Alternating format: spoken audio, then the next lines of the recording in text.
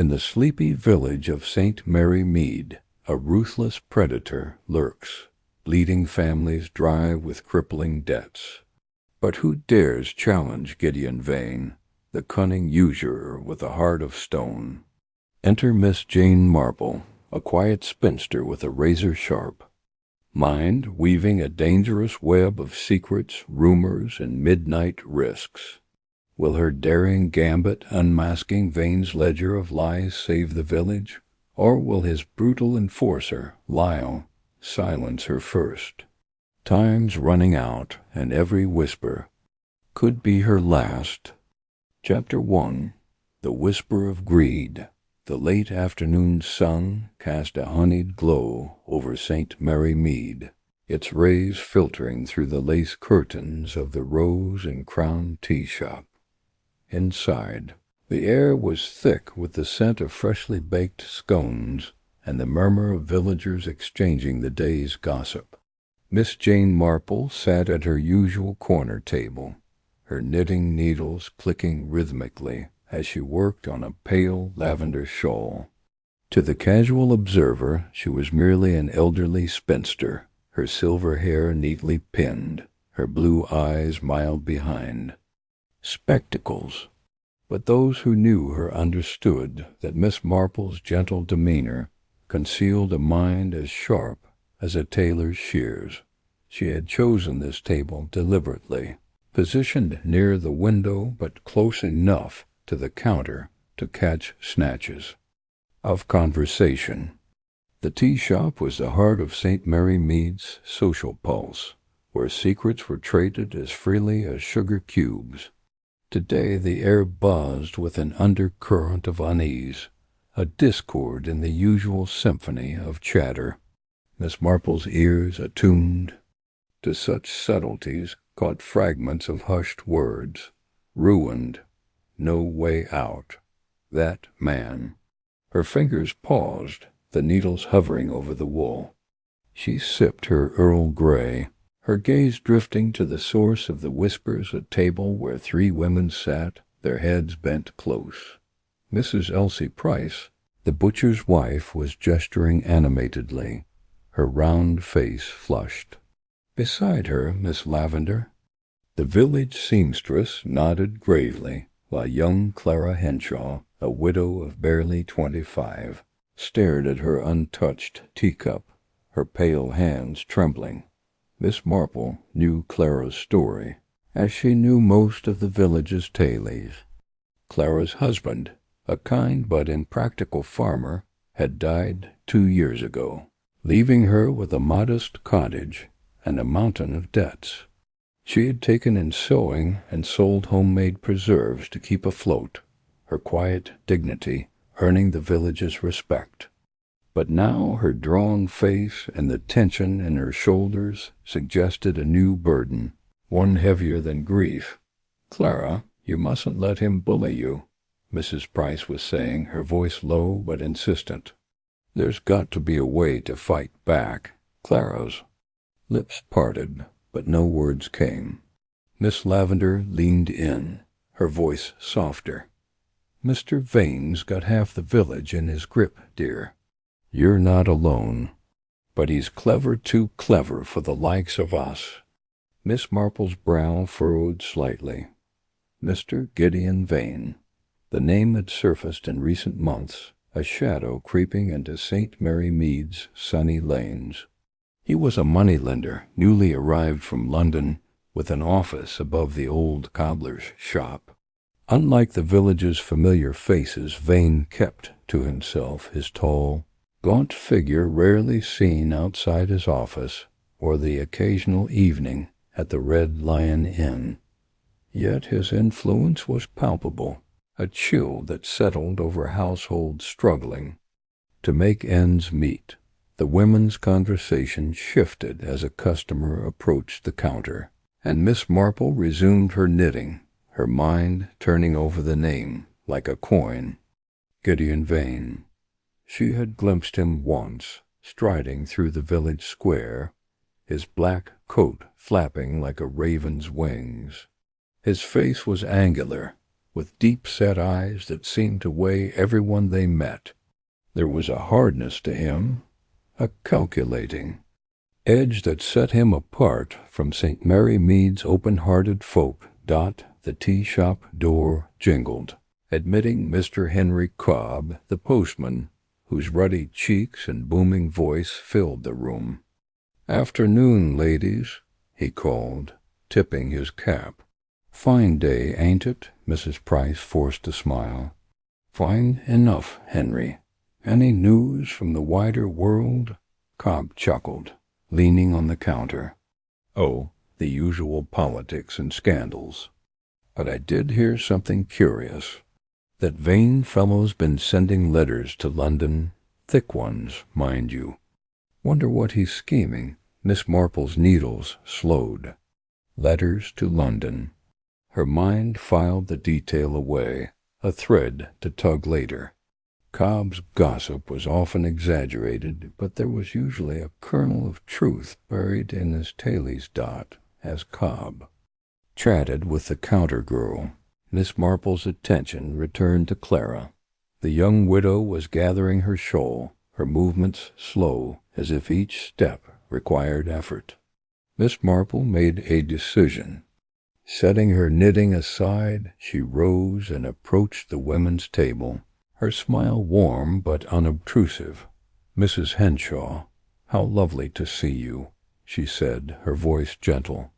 "And Mrs. Price, Miss Lavender, such a pleasant afternoon for tea." "Isn't it?"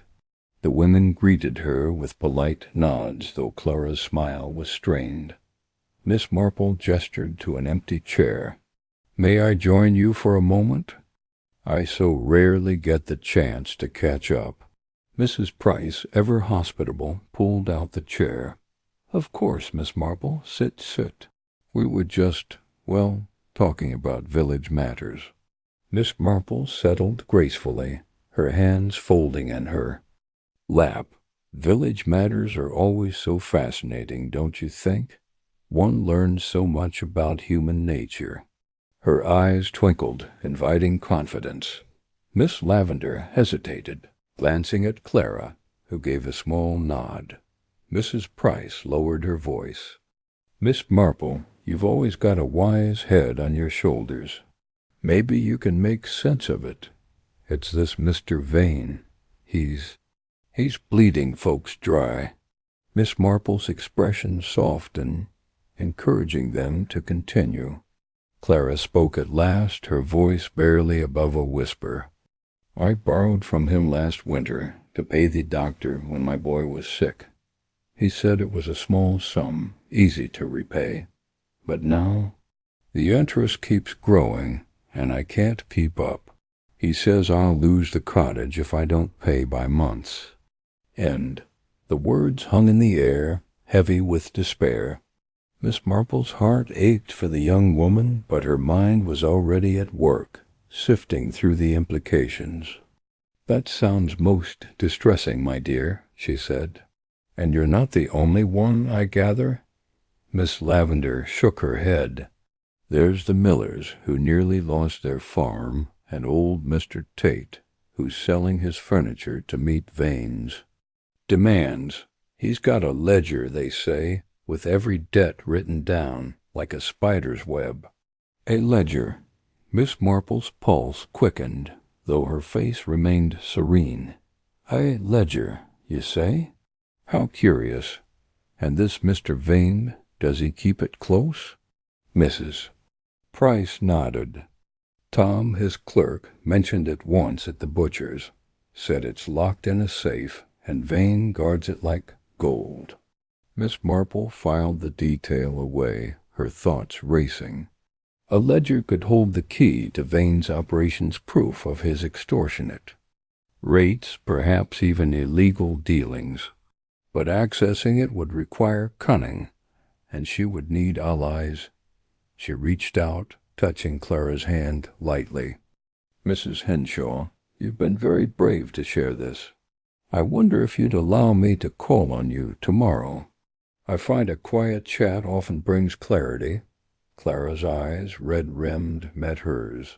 "You're kind, Miss Marple. I'd like that." "Miss." Marple smiled, rising. "Then it's settled. Now, I mustn't keep you from your tea. Good day, ladies." As she returned to her table, her mind was alight with possibilities. Clara's plight was the spark, but Vane's shadow loomed larger, a puzzle demanding her attention. She resumed her knitting, the needles moving swiftly now, mirroring the quickening of her thoughts. The tea shop began to empty as the sun dipped lower, painting the village in shades of amber. Miss Marple paid her bill, exchanging pleasantries with the counter girl, then stepped into the cool evening air. The high street was quiet, save for the distant bark of a dog and the clatter of a cart. She walked slowly, her eyes scanning the familiar cottages, their windows glowing with LAMPLIGHT dot at the corner. She paused, her gaze settling on the old cobbler's shop. Above it a single window glowed, its curtains drawn tight. Vane's office. She imagined him there, hunched over his desk, his pen scratching in that ledger, tallying the village's misery. A faint smile curved her lips. If Mr. Vane thought St. Mary Mead was easy prey, he was about to meet his match. She continued homeward, her cottage a modest haven at the edge of the village. Inside she lit the fire, the crackle of kindling filling the cozy parlor. Settling into her armchair, she picked up her knitting, but her mind was elsewhere, weaving a plan as intricate as the shawl in her lap. The next morning, Miss Marple set out for Clara's cottage, a basket of scones in hand as a pretext for her visit. The path wound through meadows dotted with wildflowers, the air sweet with their scent. Clara's home was a small, ivy-clad dwelling, its garden tidy but sparse. Miss Marple knocked, and Clara opened the door, her face weary but welcoming. "Come in, Miss Marple," she said, ushering her to a worn but spotless kitchen. "I wasn't expecting such kindness." "Nonsense, my dear," Miss Marple replied, setting the basket on the table. "A neighborly visit is no trouble at all." Over tea, Clara's story poured out. The loan had seemed a lifeline, but Vane's terms were a trap, the interest compounding faster than she could earn. He had visited her last week, his cold eyes assessing her home as if already claiming it. "He mentioned a ledger," Clara said, twisting her apron. "Said it's got my name in it, and I'll never be free till it's paid." Miss Marple listened, her expression one of quiet sympathy, though her mind was cataloguing every detail. "This ledger seems quite important to him," she mused. "I wonder what else it holds." Clara hesitated, then reached into a drawer, producing a crumpled letter. "This came yesterday. It's from him, demanding payment by Friday." Miss Marple unfolded the letter, her eyes scanning Vane's precise, angular script. The tone was polite but menacing, the sum exorbitant. She noted the letterhead, Gideon Vane, Financial Services, and the address of his office. "May I keep this, dear? It might be useful." Clara nodded, relief flickering in her eyes. "If you think it'll help." Miss Marple tucked the letter into her handbag, her resolve hardening. "Now let's have a scone and talk of brighter things. Tell me about your boy. What's he like?" Clara's face softened, and for a time the kitchen filled with stories of her son's mischief and dreams. Miss Marple listened, her warmth drawing Clara out, building a bridge of trust. By the time she left, Clara's shoulders were lighter, and Miss Marple had a clearer picture of her ally. Her next stop was the village square, where the weekly market was in full swing. Stalls brimmed with vegetables, cheeses, and handmade goods, the air alive with haggling and laughter. Miss Marple wandered, exchanging nods with acquaintances, her eyes searching for Tom, Vane's clerk. She spotted him at a bookstall, his thin frame hunched as he leafed through a worn novel. "Good morning, Tom," she said, approaching with a smile. "I didn't know you were a reader." He started, nearly dropping the book. "Oh, Miss Marple, I just browsing is all." She glanced at the title-bleak house. "A fine choice. Dickens has such a way with secrets, don't you think?" Tom's eyes darted away, his fingers tightening on the book. Miss Marple's tone remained light. "I was just speaking with Mrs. Henshaw. She's in quite a state about Mr. Vane's demands. You work for him, don't you?" Tom swallowed, his voice low. I do. But it's not what I thought it'd be. He's got ways of making folks pay, ways that ain't right." Miss Marple tilted her head, her gaze kind but probing.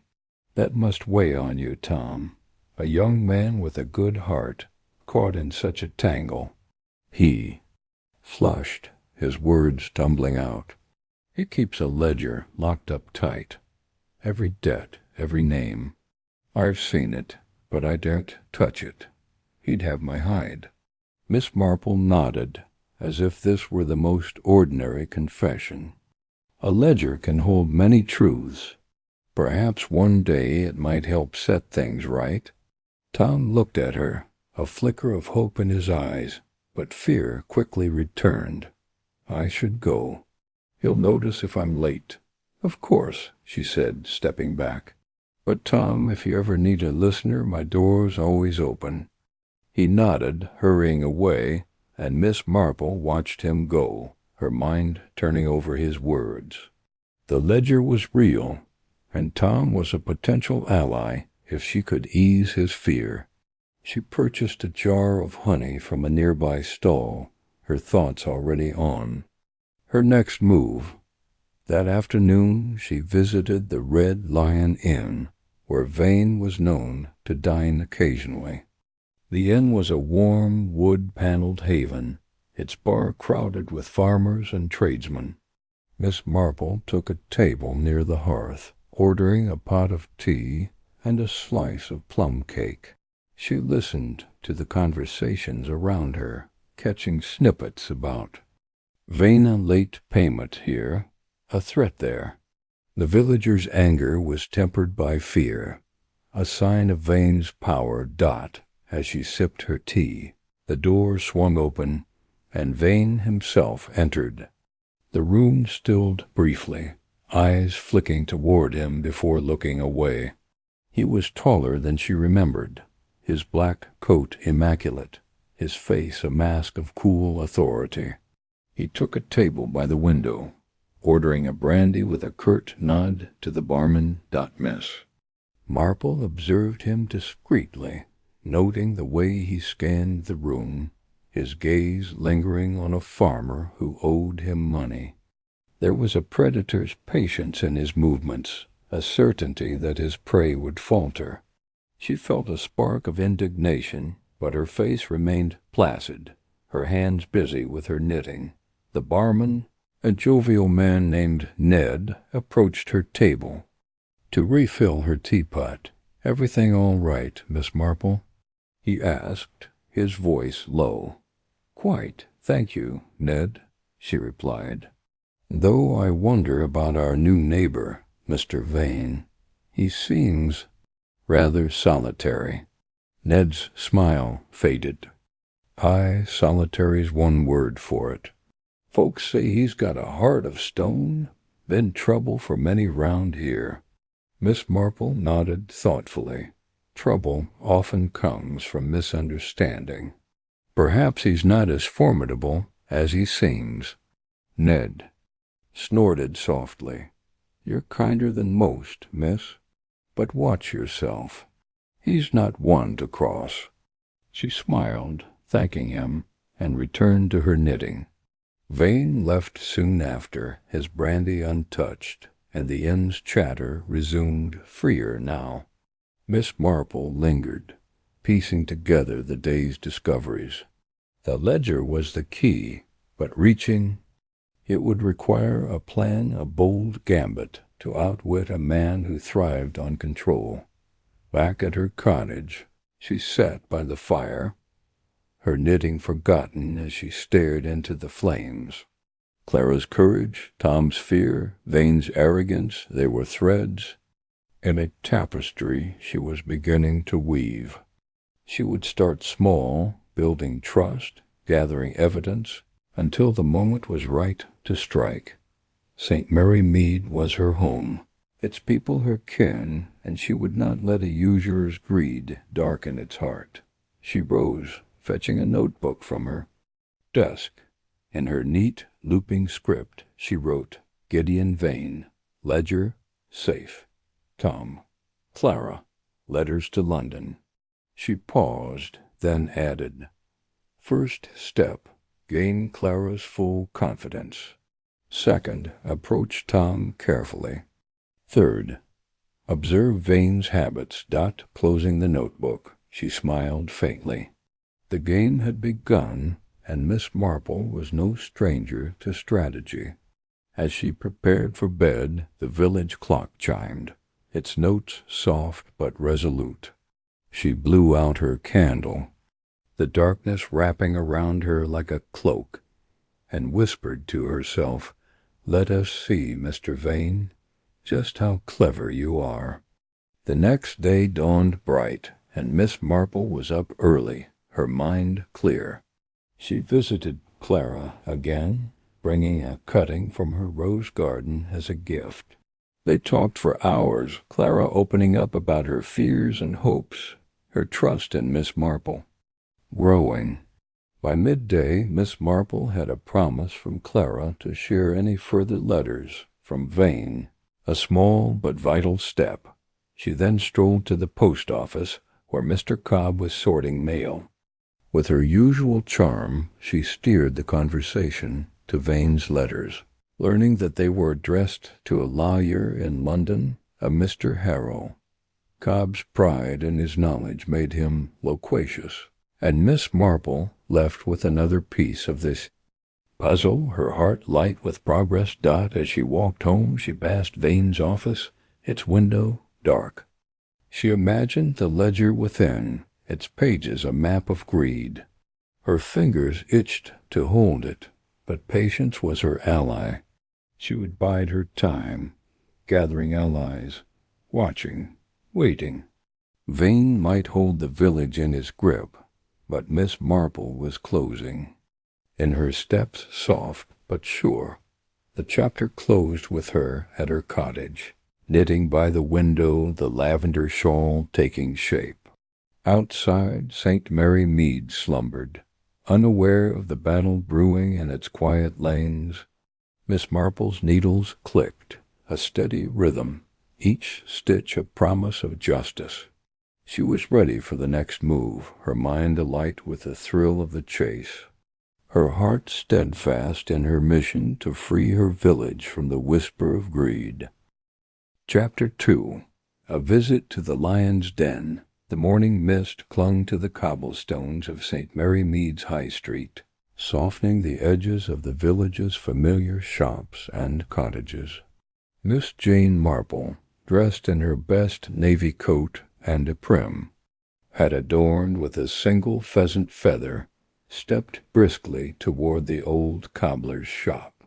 Above it loomed the office of Mr. Gideon Vane, its narrow window like a watchful eye. Her heart beat a touch faster than usual, not from fear, but from the thrill of stepping into the unknown. She clutched her handbag, which contained a carefully crafted letter, a prop for the role she was about to play. Miss Marple had spent the previous evening refining her plan. After her tea-shop revelations and her visit to Clara Henshaw, She knew that confronting Vane directly was the next step. A frontal assault was out of the question. A man like Vane thrived on control, his defenses honed by years of exploiting desperation. Instead, she would approach him as a harmless old lady, seeking a loan for a fictitious nephew. It was a gambit, one that required her to balance innocence with cunning, but Miss Marple was no stranger to such performances. The cobbler's shop was closed, its windows shuttered, but a narrow staircase to the right led to Vane's office. The wooden steps creaked under her weight, each groan a reminder of the risk she was taking. At the top, a frosted glass door bore Vane's name in stark black letters, Gideon Vane, Financial Services. She knocked, her knuckles firm but polite, and waited. The door opened, revealing a young man with a pinched face and nervous eyes, Tom, the clerk she had met at the market. His shirt was slightly crumpled, his tie askew, as if he lived in constant dread of his employer's scrutiny. "Yes, ma'am," he said, his voice barely above a whisper. "Good morning," Miss Marple said, her smile warm. "I'm Miss Jane Marple, here to see Mr. Vane about a small matter. I believe he's expecting me." The lie rolled off her tongue with ease. She had set no prior notice, banking on Vane's greed to grant her an audience. Tom hesitated, glancing over his shoulder. "He's very busy, ma'am, but I'll see if he's free." He disappeared into the office, leaving the door ajar. Miss Marple caught a glimpse of a stark room, a heavy oak desk, a single chair, and a large iron safe in the corner, its surface gleaming under the light of a single bulb. Her pulse quickened. The ledger, she thought, was likely inside that safe. Tom returned, his expression apologetic. "Mr. Vane will see you now. Please, come in." She stepped inside, her senses sharp. The office smelled of ink and polished wood, with a faint undercurrent of tobacco. Gideon Vane sat behind the desk, his tall frame rigid, his hands folded, like a judge awaiting a plea. His eyes, dark and piercing, assessed her as she entered, and Miss Marple felt the weight of his scrutiny. But she had faced sharper gazes in her time, and her smile remained serene. "Mr. Vane, how kind of you to see me on such short notice," she said, settling into the chair opposite him. "I'm Miss Jane Marple, a resident of St. Mary Mead. I've heard you offer discreet financial assistance, and I find myself in need of your expertise." Vane's lips twitched, not quite a smile. "I provide loans to those with the means to repay, Miss Marple. What brings you here?" She opened her handbag, producing the letter she had written, a carefully worded fiction about her nephew, Edward, a young man with a promising business venture, but temporary cash flow troubles. "My nephew is a dear boy, but he's overreached, himself with a new shop in Chipping Cleggan. I thought a small loan might tide him over." Vane took the letter, his long fingers scanning the text. His expression was unreadable, but Miss Marple noted the slight tightening of his jaw, as if he sensed a challenge beneath her mild words. "A shop, you say? Risky ventures require collateral. What does your nephew offer?" "Oh, he's a prudent boy," she replied, her tone airy. "He owns a small property, and I have a modest savings account I could pledge. But I'd need to understand your terms, Mr. Vane. One hears such varied stories about lending." His eyes narrowed, and Miss Marple felt a thrill of satisfaction. She had struck a nerve, however faintly. "My terms are clear," he said, his voice smooth but edged with steel. "Interest is calculated based on risk. Your nephew's venture sounds speculative. I'd need to see documentation, deeds, bank statements." "Of course," she said, nodding as if this were the most reasonable request. "I'll have Edward gather his papers. Though I must say, your office is quite impressive. So orderly. I imagine you keep meticulous records."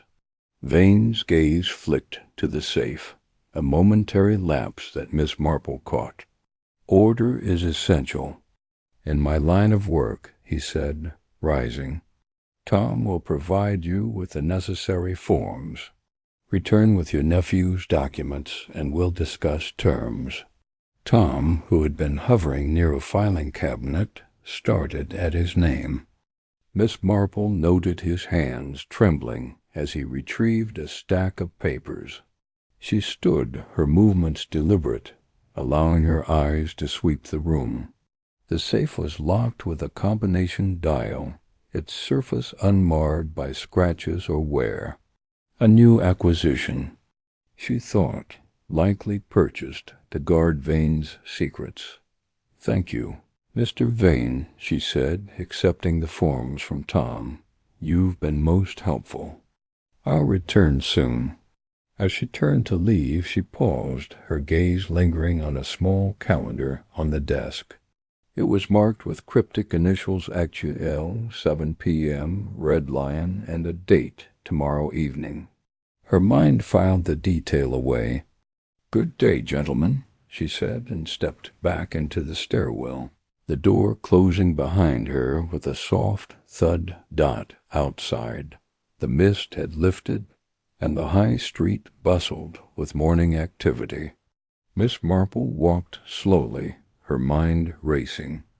Vane was as formidable as she had expected, his confidence bordering on arrogance. But his glance at the safe had betrayed him, confirming the ledger's location. Tom's nervousness was another thread to tug, and the calendar's initials hinted at a meeting she needed to observe. She decided to visit the Red Lion Inn, where Vane was due to meet this HL tomorrow. The inn was a short walk, its stone facade warmed by the climbing sun. Inside, the bar was quiet, save for a few early patrons nursing pints. Ned, the barman, greeted her with a grin. "Miss Marple, bit early for tea, ain't it?" She chuckled, settling at a corner table. "I thought I'd treat myself to a lemonade, Ned, and perhaps a bit of your excellent company." Ned brought her drink, leaning in conspiratorially. "Heard you were at Vane's office this morning. Brave soul, you are." Miss Marple's eyes twinkled. "Oh, just a small errand. But I did notice he's a man of habits. Does he come here often?" Ned nodded, wiping a glass.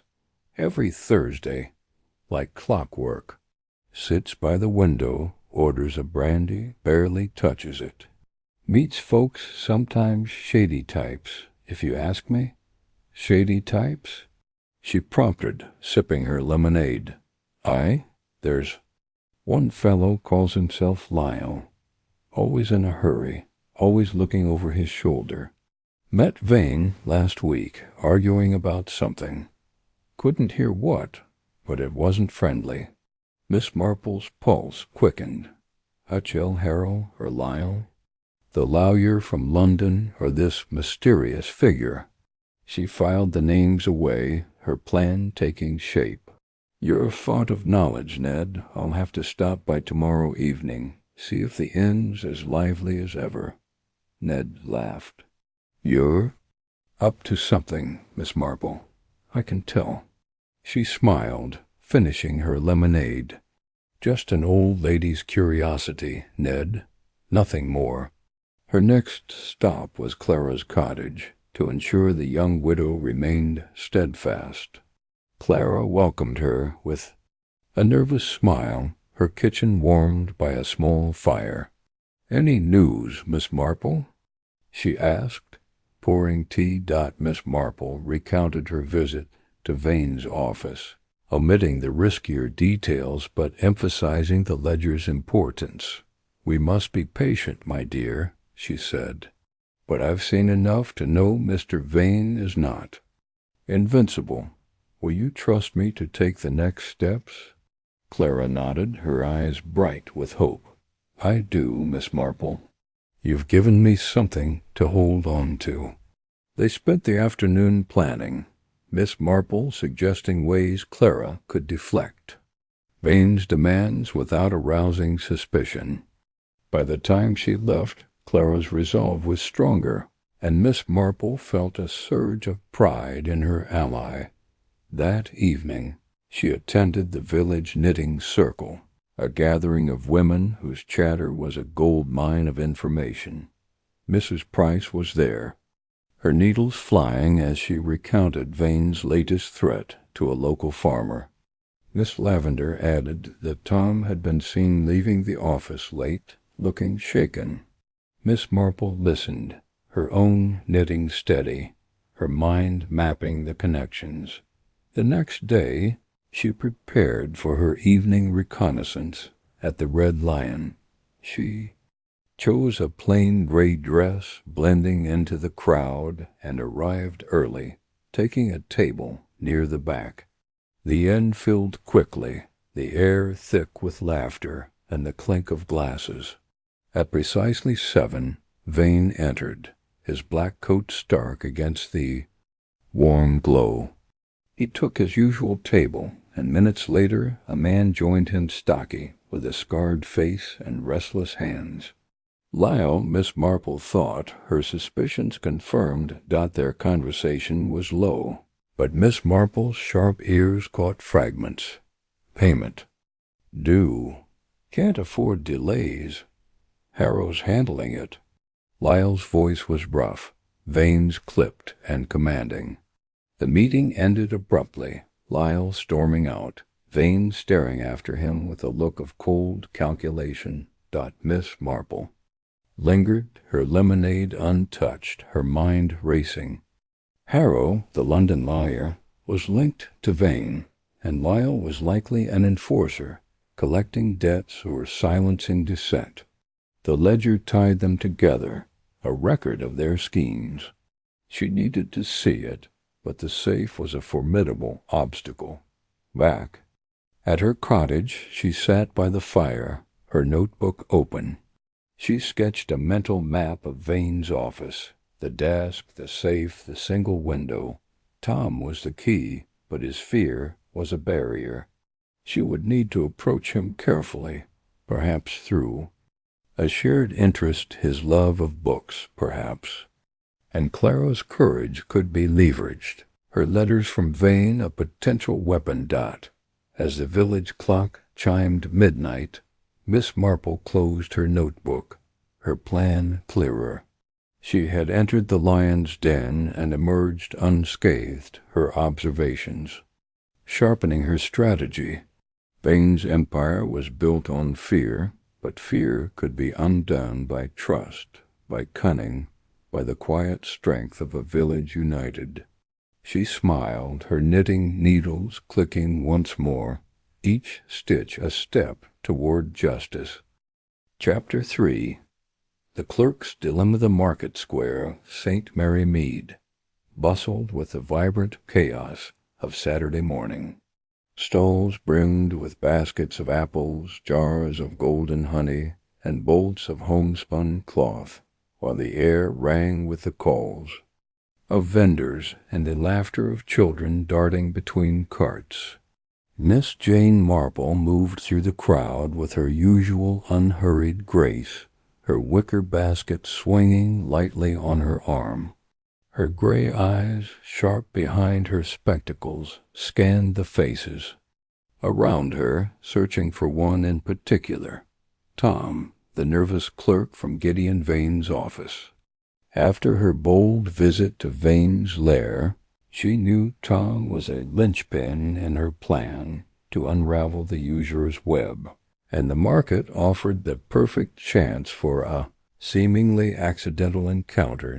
Her navy coat blended with the villagers' muted autumn attire, but her pheasant-feathered hat gave her a touch of distinction, ensuring she was noticed without seeming to court attention. She paused at a stall selling lavender soap, exchanging pleasantries with the vendor, Mrs. Tuttle, while her gaze roamed. The market was a tapestry of village life, each interaction a thread in the larger pattern she was weaving. She had learned from her visit to Vane's office that Tom was uneasy, a young man caught in a role he hadn't chosen. His mention of the ledger locked in Vane's safe had been a slip, but a telling one. If she could gain his trust, he might become an ally or at least a source of information. Near the butcher's stall, she spotted him. Tom stood alone, his thin frame hunched as he examined a crate of bruised apples, his fingers fidgeting with the coins in his pocket. His face was pale, his eyes shadowed, as if sleep had eluded him. Miss Marple noted the tension in his shoulders, the way his gaze darted toward the cobbler's shop across the square where Vane's office loomed. She approached slowly, her smile as warm as the September sun. "Good morning, Tom," she said, her voice gentle but clear. "Fancy meeting you here. Are you after Mrs. Tuttle's apples? They're a bit soft, but they make a splendid pie." Tom started, nearly dropping the apple in his hand. "Oh, Miss Marple, yes, just looking." His voice was tight, his eyes avoiding hers. She tilted her head, her expression one of kindly curiosity. "You seem a bit out of sorts, dear. The market's such a cheerful place, but I suppose it can be overwhelming. Have you tried the honey stall? Mr. Gibbs has a new batch, clover sweet." Tom managed a weak smile, setting the apple down. "I might, ma'am. Just needed some air." Miss Marple nodded, as if this were the most natural thing in the world. "Air does wonders, doesn't it? I often find a walk clears the mind, especially when one's work is demanding."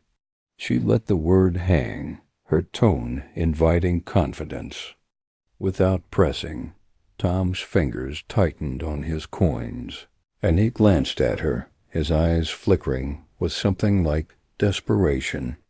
"It's not easy, working for Mr. Vane," he said, his voice low. "He's particular." She stepped closer, her basket brushing against the stall. "I can imagine. A man of his precision must keep you on your toes. I was in his office yesterday. You know, such an orderly place. That safe of his, it must hold all sorts of important papers." Tom's face paled further, and he looked away, his jaw tight. Miss Marple pressed gently, her voice soft as a lullaby. "It must be a heavy burden, Tom, knowing so much about his business.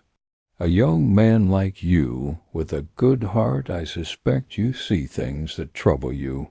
He swallowed, his eyes darting to the crowd, as if fearing Vane might appear. "You don't know the half of it, Miss Marple. He's got ways of making people pay, not just money, but everything." Miss Marple's heart quickened, but her face remained serene. "That sounds most distressing. Perhaps you'd care to walk with me? I'm headed to the tea shop for a cuppa. A change of scene might do you good." Tom hesitated, then nodded, as if the offer of escape was too tempting to refuse. They left the market, weaving through the crowd to the Rose and Crown tea shop. Inside, the air was warm with the scent of scones and bergamot, and Miss Marple chose a secluded table by the window, where the lace curtains offered privacy. She ordered tea for two, her movements deliberate. Giving Tom time to settle Dot as the teapot arrived, she poured, her hands steady. "Now, Tom," she said, passing him a cup, "you don't have to tell me anything you're not ready to.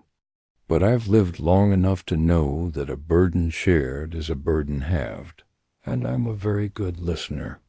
Tom stared into his tea, his fingers gripping the cup. For a moment she thought he might bolt, but then he spoke, his voice barely audible. "He's ruining people, Miss Marple. Folks like Mrs. Henshaw, the Millers, old Mr. Tate. They borrow what they think they can pay, but the interest? It's like a noose. He writes it all in that ledger, every name, every penny. And if they can't pay, he sends Lyle." Miss Marple's pulse quickened at the name. Lyle, the scarred man she had seen with Vane at the Red Lion. Lyle? She prompted, her tone curious but unalarmed. Tom's eyes flicked to hers, then away. "His enforcer, I suppose. Does the dirty work. I've heard him threaten folks, seen him follow them home. Vane doesn't get his hands dirty, but Lyle, he enjoys it." She sipped her tea, her mind racing. Lyle was a new piece in the puzzle, a physical threat to complement Vane's financial stranglehold. "That must be terribly hard to witness," she said, "especially for someone like you, who clearly cares about fairness." Tom's shoulders slumped, as if her words had pierced a dam. "I didn't sign up for this. I needed work, and Vane offered a job, but now I'm stuck. If I leave, he'll know I've seen too much. That ledger, it's got things in it that could ruin him if anyone got hold of it." Miss Marple leaned forward slightly, her voice a whisper. "Things like what, Tom?" He hesitated, his eyes searching hers for trust. Then, as if making a decision, he reached into his jacket and pulled out a folded piece of paper, torn, and creased. I took this. It's just a page, but it's from the ledger. I couldn't stand it any more, seeing what he does." She took the paper, her fingers brushing his trembling ones. Unfolding it, she saw rows of neat handwriting. Names, dates, sums borrowed, and interest rates that made her breath catch 20%, 30%, even 50% in some cases. Clara's name was there, her debt doubled in 6 months. The page was a fragment, but it was damning, a glimpse into Vane's empire of greed. "This was very brave of you, Tom," she said, her voice warm with sincerity. "And very dangerous. You must be careful." He nodded, his face a mix of relief and fear. "I don't know what to do, Miss Marple. If he finds out I took it—" "He won't," she said firmly. "Not from me. I'll keep this safe, and I'll keep your confidence. But tell me, does Vane suspect you?" Tom shook his head. "Not yet, but he watches me always. And Lyle, he's been asking questions like he thinks I'm hiding something." Miss Marple folded the page and slipped it into her handbag, her mind already mapping the next steps. "You've done the right thing, Tom. Now you must act as if nothing has changed. Go to work. Keep your head down. I'll find a way to use this to help Clara and the others. Will you trust me?" He looked at her, his eyes wide with a mix of hope and doubt. "You're not like anyone else, Miss Marple. Most folks would run from Vane. Why are you doing this?" She smiled, a glint of steel in her gentle eyes. "Because, Tom, I've seen men like Mr. Vane before. They think they're untouchable, but they always make mistakes. And St. Mary Mead is my home. I won't let it be preyed upon." Tom nodded, a spark of resolve in his expression. "All right. I'll keep quiet.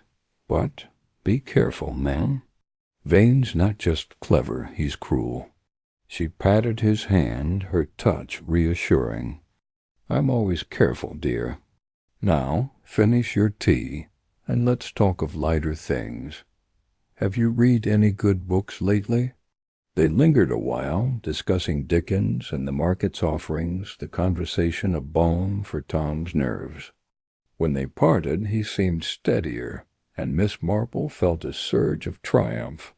The torn ledger page was a treasure, a tangible step toward dismantling Vane's empire.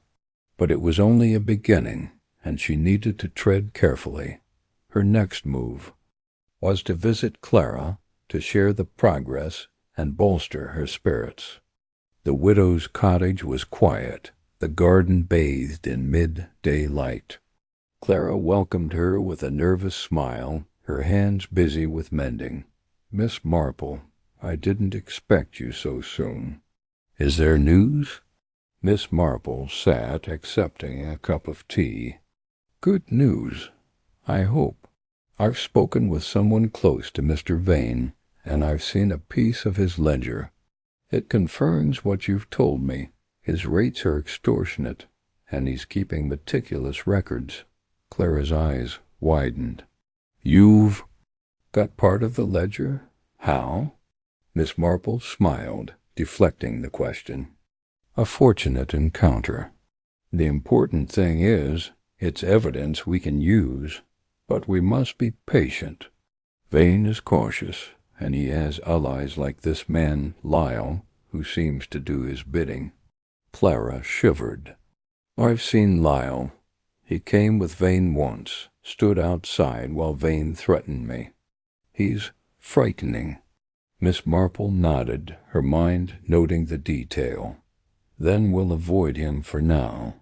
Clara, I need you to keep any letters Vane sends, and let me know if he visits again. Can you do that? Clara nodded, her jaw set. I can. I want this to end, Miss Marple. For my boy, for all of us. They talked a while longer, planning how Clara could stall Vane's demands without arousing suspicion. Miss Marple left feeling buoyed by Clara's resolve, her basket lighter but her heart full. That afternoon she took a walk to the edge of the village, where the old mill stood by the river. The Millers, one of Vane's victims, lived nearby, and she wanted to gauge their situation. The mill was quiet, its wheels still, and Mrs. Miller greeted her with weary eyes. Over a cup of weak tea, she confirmed Vane's grip. A loan to repair the mill had ballooned, and Lyle had visited, hinting at consequences. Miss Marple listened, her sympathy genuine, her mind cataloguing the pattern of intimidation. As evening fell, she returned to her cottage, the ledger page burning a hole in her handbag. She locked it in her writing desk, alongside her notebook, where she added, Tom Ledger Page, fears Vane and Lyle. Lyle enforcer, possibly dangerous. Clara resolute, key ally. She paused, then wrote, Next. Observe Lyle, confirm Harrow's role. The village clock chimed, its notes a steady reminder of time's passage. Miss Marple sat by her fire, her knitting needles clicking, each stitch a step in her plan. Tom's dilemma was her opportunity, his courage a crack in Vane's armor. She would widen that crack slowly, carefully, until the usurer's empire crumbled. As she worked, her eyes gleamed with quiet determination, the firelight casting her. Shadow, a small, unyielding figure against the darkness of greed. Chapter 4. Shadows in the parish. The village hall of St. Mary Mead stood at the heart of the village, its stone walls weathered but proud, a beacon of community amidst the autumn chill. Inside, the air was thick with the scent of polished wood, and the murmur of anxious voices as villagers gathered for an impromptu meeting. Miss Jane Marple sat near the back, her lavender shawl draped over her shoulders, her knitting needles idle in her lap. Her presence was unremarkable to most, a familiar figure blending into the crowd, but her eyes were sharp, scanning the room with the precision of a hawk. The meeting had been called to address the growing unease about Gideon Vane, the moneylender, whose shadow loomed over St. Mary Mead like a storm cloud. Miss Marple had come to listen, to observe, and to find the next thread in her carefully woven plan to trap the cruel usurer. The hall was packed, chairs creaking under the weight of farmers, shopkeepers, and widows, their faces etched with worry. At the front, Mr. Ellis, the greengrocer and unofficial village spokesman, stood with a ledger of his own, not Vane's, but a record of grievances collected from those brave enough to speak. Miss Marple noted the tension in his posture, the way his hands gripped the podium as he called the meeting to order.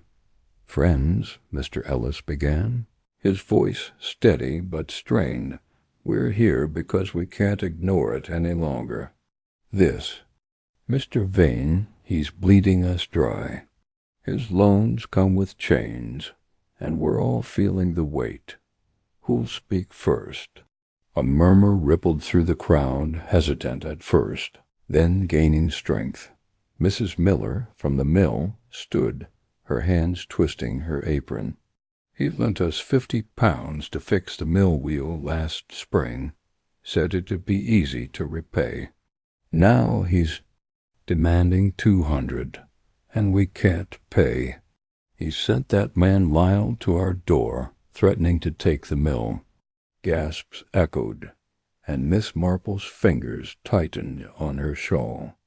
Lyle again, the scarred enforcer she had seen with Vane at the Red Lion. Her mind filed the detail. Another piece in the puzzle.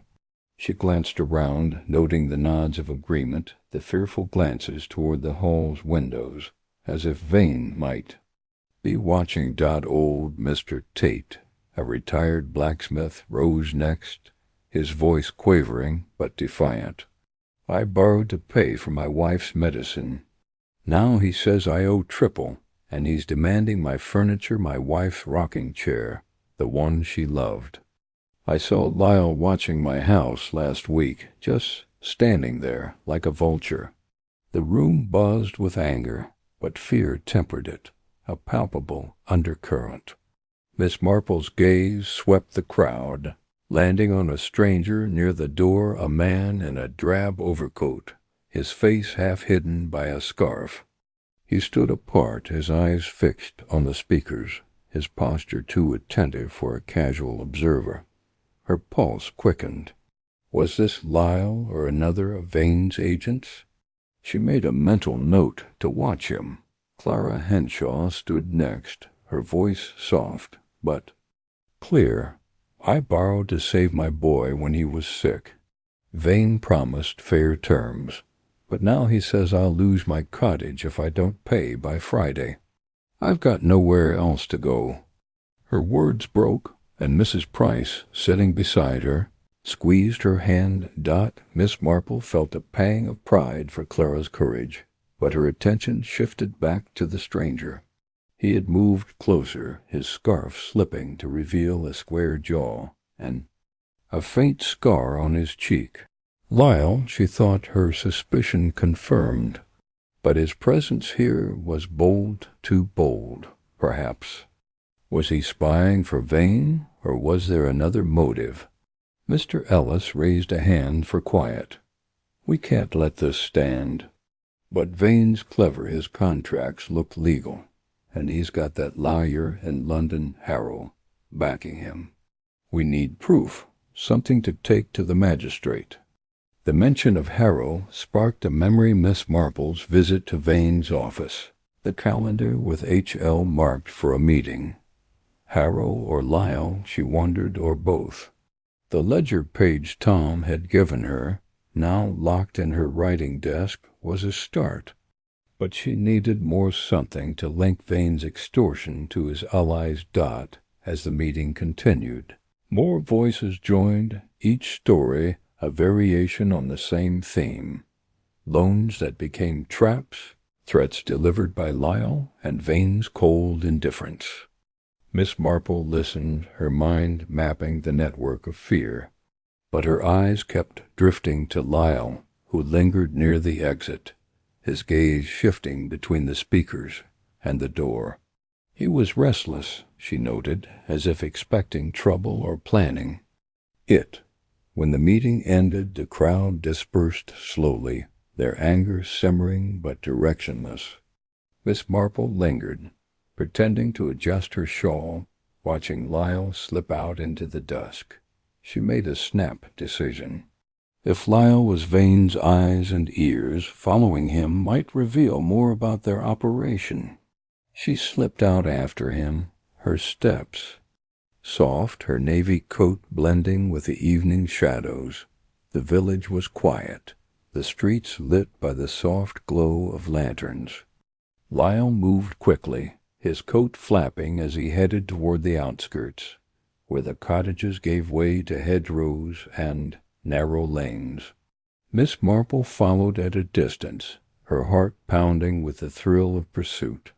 She was no stranger to discretion, having tailed a poacher or two in her youth, and her light tread served her well now. Lyle turned down a rutted path leading to a secluded cottage, its windows dark save for a flicker of candlelight. Miss Marple crept closer, hiding behind a gnarled oak. Through a gap in the curtains she saw Lyle inside, pacing before a rough wooden table. Another man sat there, his back to the window, his voice low but heated. "You're late," the seated man snapped. "Vane's not happy.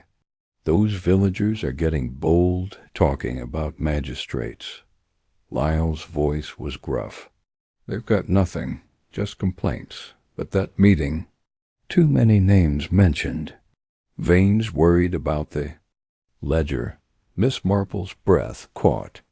The ledger again, her prize, locked in Vane's safe. The seated man's voice rose. "He should be worried. If anyone gets hold of it, we're done. Harrow's already nervous, says the London boys are sniffing around." Harrow, the lawyer's name, confirmed her suspicions. She strained to hear more, but Lyle's pacing blocked her view. "We need to shut them up," he said. "Starting with that Henshaw woman. She's trouble." Miss Marple's heart sank. Clara was in danger, more than she had realized. She needed to warn her, but first she had to escape unnoticed. As she eased back, her foot brushed a twig, the snap loud in the quiet night. Lyle's head whipped toward the window, and she froze, her pulse hammering. "Who's there?" Lyle growled, striding to the door. Miss Marple pressed herself against the tree, her navy coat merging with the shadows.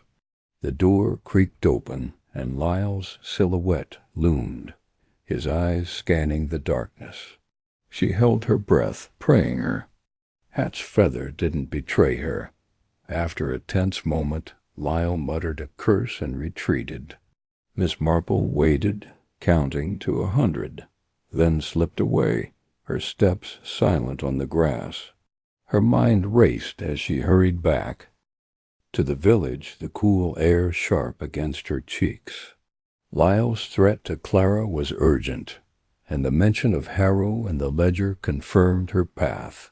She needed to protect Clara, rally Tom, and find a way to expose Vane's network. Back at her cottage, she locked the door and lit a single candle, her hands trembling slightly from the adrenaline. She opened her notebook, adding, "Lyle enforcer, spying at meeting, threatens Clara. Harrow London lawyer, nervous, linked to ledger. Cottage meeting Vane's allies plotting." She paused, then wrote, "Next, warn Clara, approach Tom again."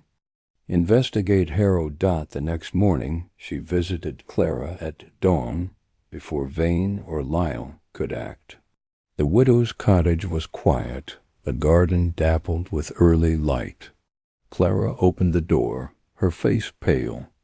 "Miss Marple, you're early. Is something wrong?" Miss Marple stepped inside, her voice low. "My dear, I've heard something troubling. That man Lyle, Vane's associate, he's watching you closely. You must be careful, avoid being alone, especially at night."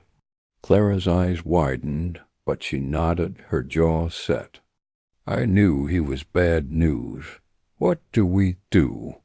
"We stay calm," Miss Marple said, her tone reassuring. "Keep your doors locked, and tell me if you see Lyle or receive any more letters. I'm working on something that will help us all, but it takes time." Clara agreed, her trust in Miss Marple unshaken. They spent the morning planning, Miss Marple suggesting Clara visit Mrs. Price often, to stay visible and safe. As she left, she felt a surge of protectiveness for the young widow, a resolve to shield her from Lyle's menace. Her next task was to reconnect with Tom. She found him at the village library, a small building tucked behind the church, where he was returning a book. She approached, her smile disarming. "Tom, how lovely to see you. I've been thinking about our chat. You were so kind to share your concerns." Tom flushed, glancing around. "Miss Marple, I shouldn't have given you that page. If Vane finds out—" "He won't," she said firmly. "But I need your help. Tom, I've learned Lyle is targeting Mrs. Henshaw. If there's anything else you know about Lyle, the ledger, or this lawyer, Harrow, it could make all the difference." Tom hesitated, then nodded. "There's a meeting tomorrow night at Vane's office. Harrow's coming from London. I overheard them talking something about cleaning up loose ends. I don't know what it means, but it sounded bad." Miss Marple's pulse quickened. A meeting with Harrow was an opportunity, but dangerous. "Thank you, Tom. You've done more than you know. Keep acting as if nothing's changed, and I'll handle the rest." He nodded, a flicker of relief. In his eyes, Miss Marple left the library, her mind buzzing.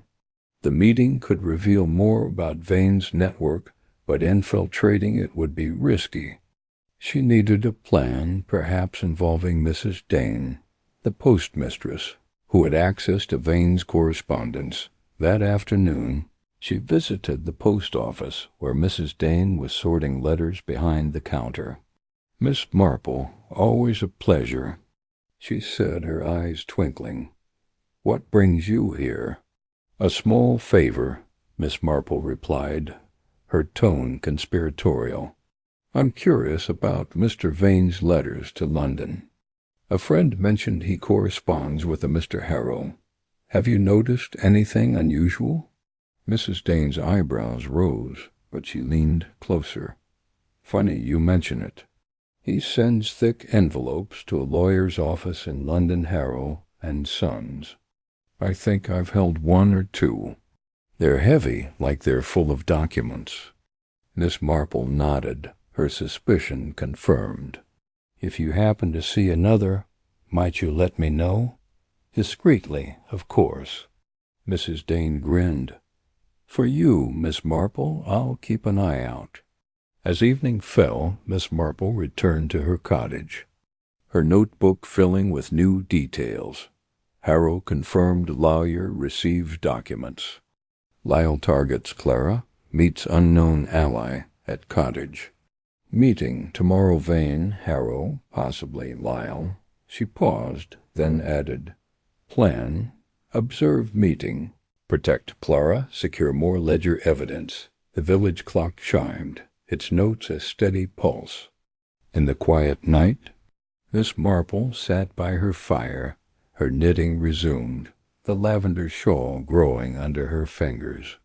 The parish was shadowed by Vane's greed, but she had seen its heart tonight angry, afraid, but united. Lyle's presence at the meeting had been a risk, but it had given her a glimpse into Vane's inner circle. She would use that glimpse, weaving it into her gambit until the usurer's empire crumbled. Her needles clicked, each stitch a promise, her mind alight with the thrill of the chase. To the village, the cool air sharp against her cheeks. Lyle's threat to Clara was urgent, and the mention of Harrow and the ledger confirmed her path. She needed to protect Clara, rally Tom, and find a way to expose Vane's network. Back at her cottage, she locked the door and lit a single candle, her hands trembling slightly from the adrenaline. She opened her notebook, adding, Lyle enforcer, spying at meeting, threatens Clara. Harrow London lawyer, nervous, linked to ledger. Cottage meeting Vane's allies plotting. She paused, then wrote, next. Warn Clara, approach Tom again. Investigate Harrow. The next morning, she visited Clara at dawn, before Vane or Lyle could act. The widow's cottage was quiet, the garden dappled with early light. Clara opened the door, her face pale. Miss Marple, you're early. Is something wrong? Miss Marple stepped inside, her voice low. My dear, I've heard something troubling. That man Lyle, Vane's associate, he's watching you closely. You must be careful, avoid being alone, especially at night. Clara's eyes widened, but she nodded, her jaw set. I knew he was bad news. What do we do? We stay calm, Miss Marple said, her tone reassuring. Keep your doors locked, and tell me if you see Lyle or receive any more letters. I'm working on something that will help us all, but it takes time. Clara agreed, her trust in Miss Marple unshaken. They spent the morning planning, Miss Marple suggesting Clara visit Mrs. Price often, to stay visible and safe. As she left, she felt a surge of protectiveness for the young widow, a resolve to shield her from Lyle's menace. Her next task was to reconnect with Tom. She found a chapter 5. The widow's courage, the morning sun spilled over St. Mary Mead, painting the thatched roofs with a golden sheen. Miss Jane Marple sat in her cozy parlor, her lavender shawl half finished on her lap, but her knitting needles lay still. Her mind was elsewhere, spinning through the threads of her investigation into Gideon Vane, the usurer whose grip tightened. Daily on the village. The ledger page Tom had given her, now locked in her writing desk, was a spark of evidence, but it was not enough. The village meeting had revealed the depth of Vane's cruelty, and Lyle's menacing presence had confirmed the danger to Clara Henshaw. Today, Miss Marple knew, was a pivotal moment. She needed to bolster Clara's resolve and craft a strategy, to keep Vane at bay while she worked toward his downfall. Clara's cottage was a short walk, its garden a patchwork of late-blooming roses and herbs struggling against the autumn chill. Miss Marple knocked, her wicker basket holding a jar of her homemade blackberry jam as a pretext for her visit. Clara opened the door, her face pale but her eyes bright with a flicker of determination. Miss Marple, you're early, she said, ushering her inside. I wasn't expecting you. I thought a morning chat might lift our spirits, Miss Marple replied, her smile warm. And I brought a little something for your boy Jam, always cheers a child. Clara's kitchen was modest but spotless, the air scented with baking bread. They sat at a worn oak table, and Clara poured tea, her hands steady despite the strain in her expression. "I got another letter from Vane," she said, retrieving a folded paper from a drawer. "It came last night, slipped under the door. He's demanding payment by tomorrow, or he'll send Lyle." Miss Marple's heart sank, but her face remained serene. She unfolded the letter, her eyes scanning Vane's precise script. The tone was colder than before, the threat explicit. Failure to pay the sum of £150 by Friday will result in immediate action to seize your property. The sum was outrageous, triple Clara's original loan. She noted the letterhead Gideon Vane, Financial Services, and a faint watermark, a detail she tucked away for later. "This is intolerable," Miss Marple said, her voice soft but firm. "But you're not alone, Clara. We're going to fight this together." Clara's eyes glistened, but she nodded. "I want to, Miss Marple, but I'm scared. Lyle was here 2 nights ago, standing in the lane, just watching. My boys saw him and wouldn't sleep." Miss Marple reached across the table, her hand resting lightly on Clara's. "You're braver than you know, my dear. And courage is what we need now. Vane relies on fear, but we'll turn that against him. I have a plan, but it requires you to play a part. Are you willing?"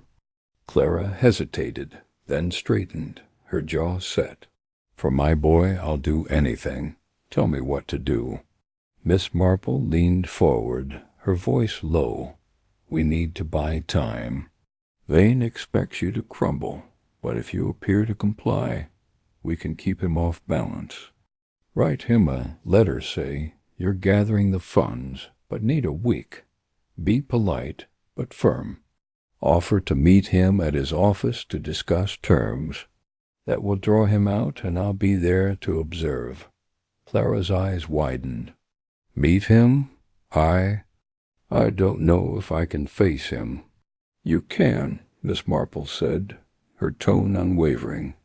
"You're stronger than he thinks. I'll be nearby, and we'll prepare every word. Vane won't suspect a thing." They spent the morning drafting the letter, Miss Marple guiding Clara to strike a balance between deference and defiance.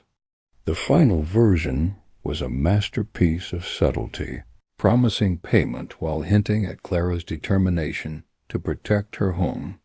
Miss Marple suggested Clara deliver it in person, a bold move to gauge Vane's reaction and perhaps catch a glimpse of his office dynamics. As they worked, Miss Marple shared snippets of her Progress Tom's ledger page, Lyle's spying at the village meeting, and the upcoming meeting with Harrow, the London lawyer. She kept the details vague, shielding Clara from the riskier aspects, but her confidence bolstered the young widow. By noon the letter was sealed, and Clara's resolve was palpable. A fire kindled in her weary eyes. "I'll do it," Clara sighed, clutching the letter. "I'll go this afternoon. But what if he sees through me?" "He won't," Miss Marple assured her. "Men like Vane underestimate women like us. Use that, Clara. Let him think you're desperate, but keep your dignity. It will unsettle him." Clara nodded, a spark of defiance in her smile. Miss Marple left the cottage, her heart light with pride. Clara's courage was a weapon, one she would wield carefully in her gambit against Vane. Her next task was to ensure Clara's safety during the meeting. She visited Mrs. Price, the butcher's wife, whose shop overlooked the cobbler's where Vane's office sat.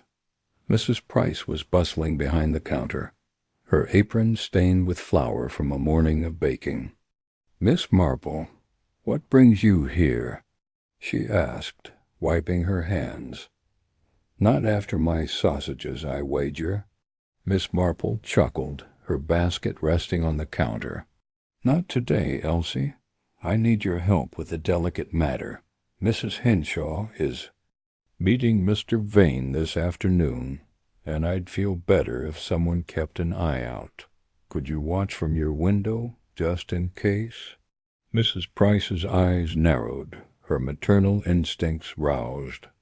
That had him at the village library, a small building tucked behind the church, where he was returning a book. She approached, her smile disarming. "Tom, how lovely to see you. I've been thinking about our chat.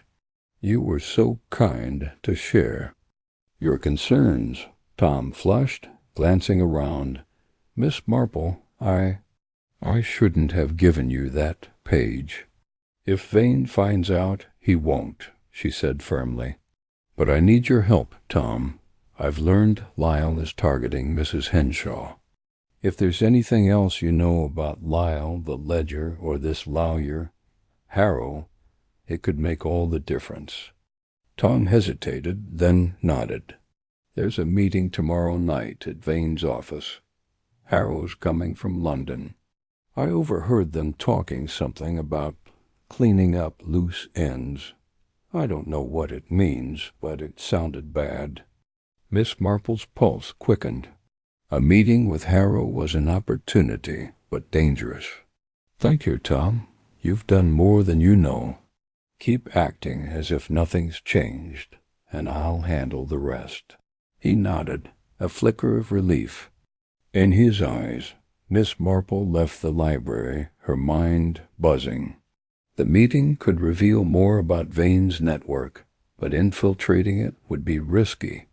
She needed a plan, perhaps involving Mrs. Dane, the postmistress, who had access to Vane's correspondence.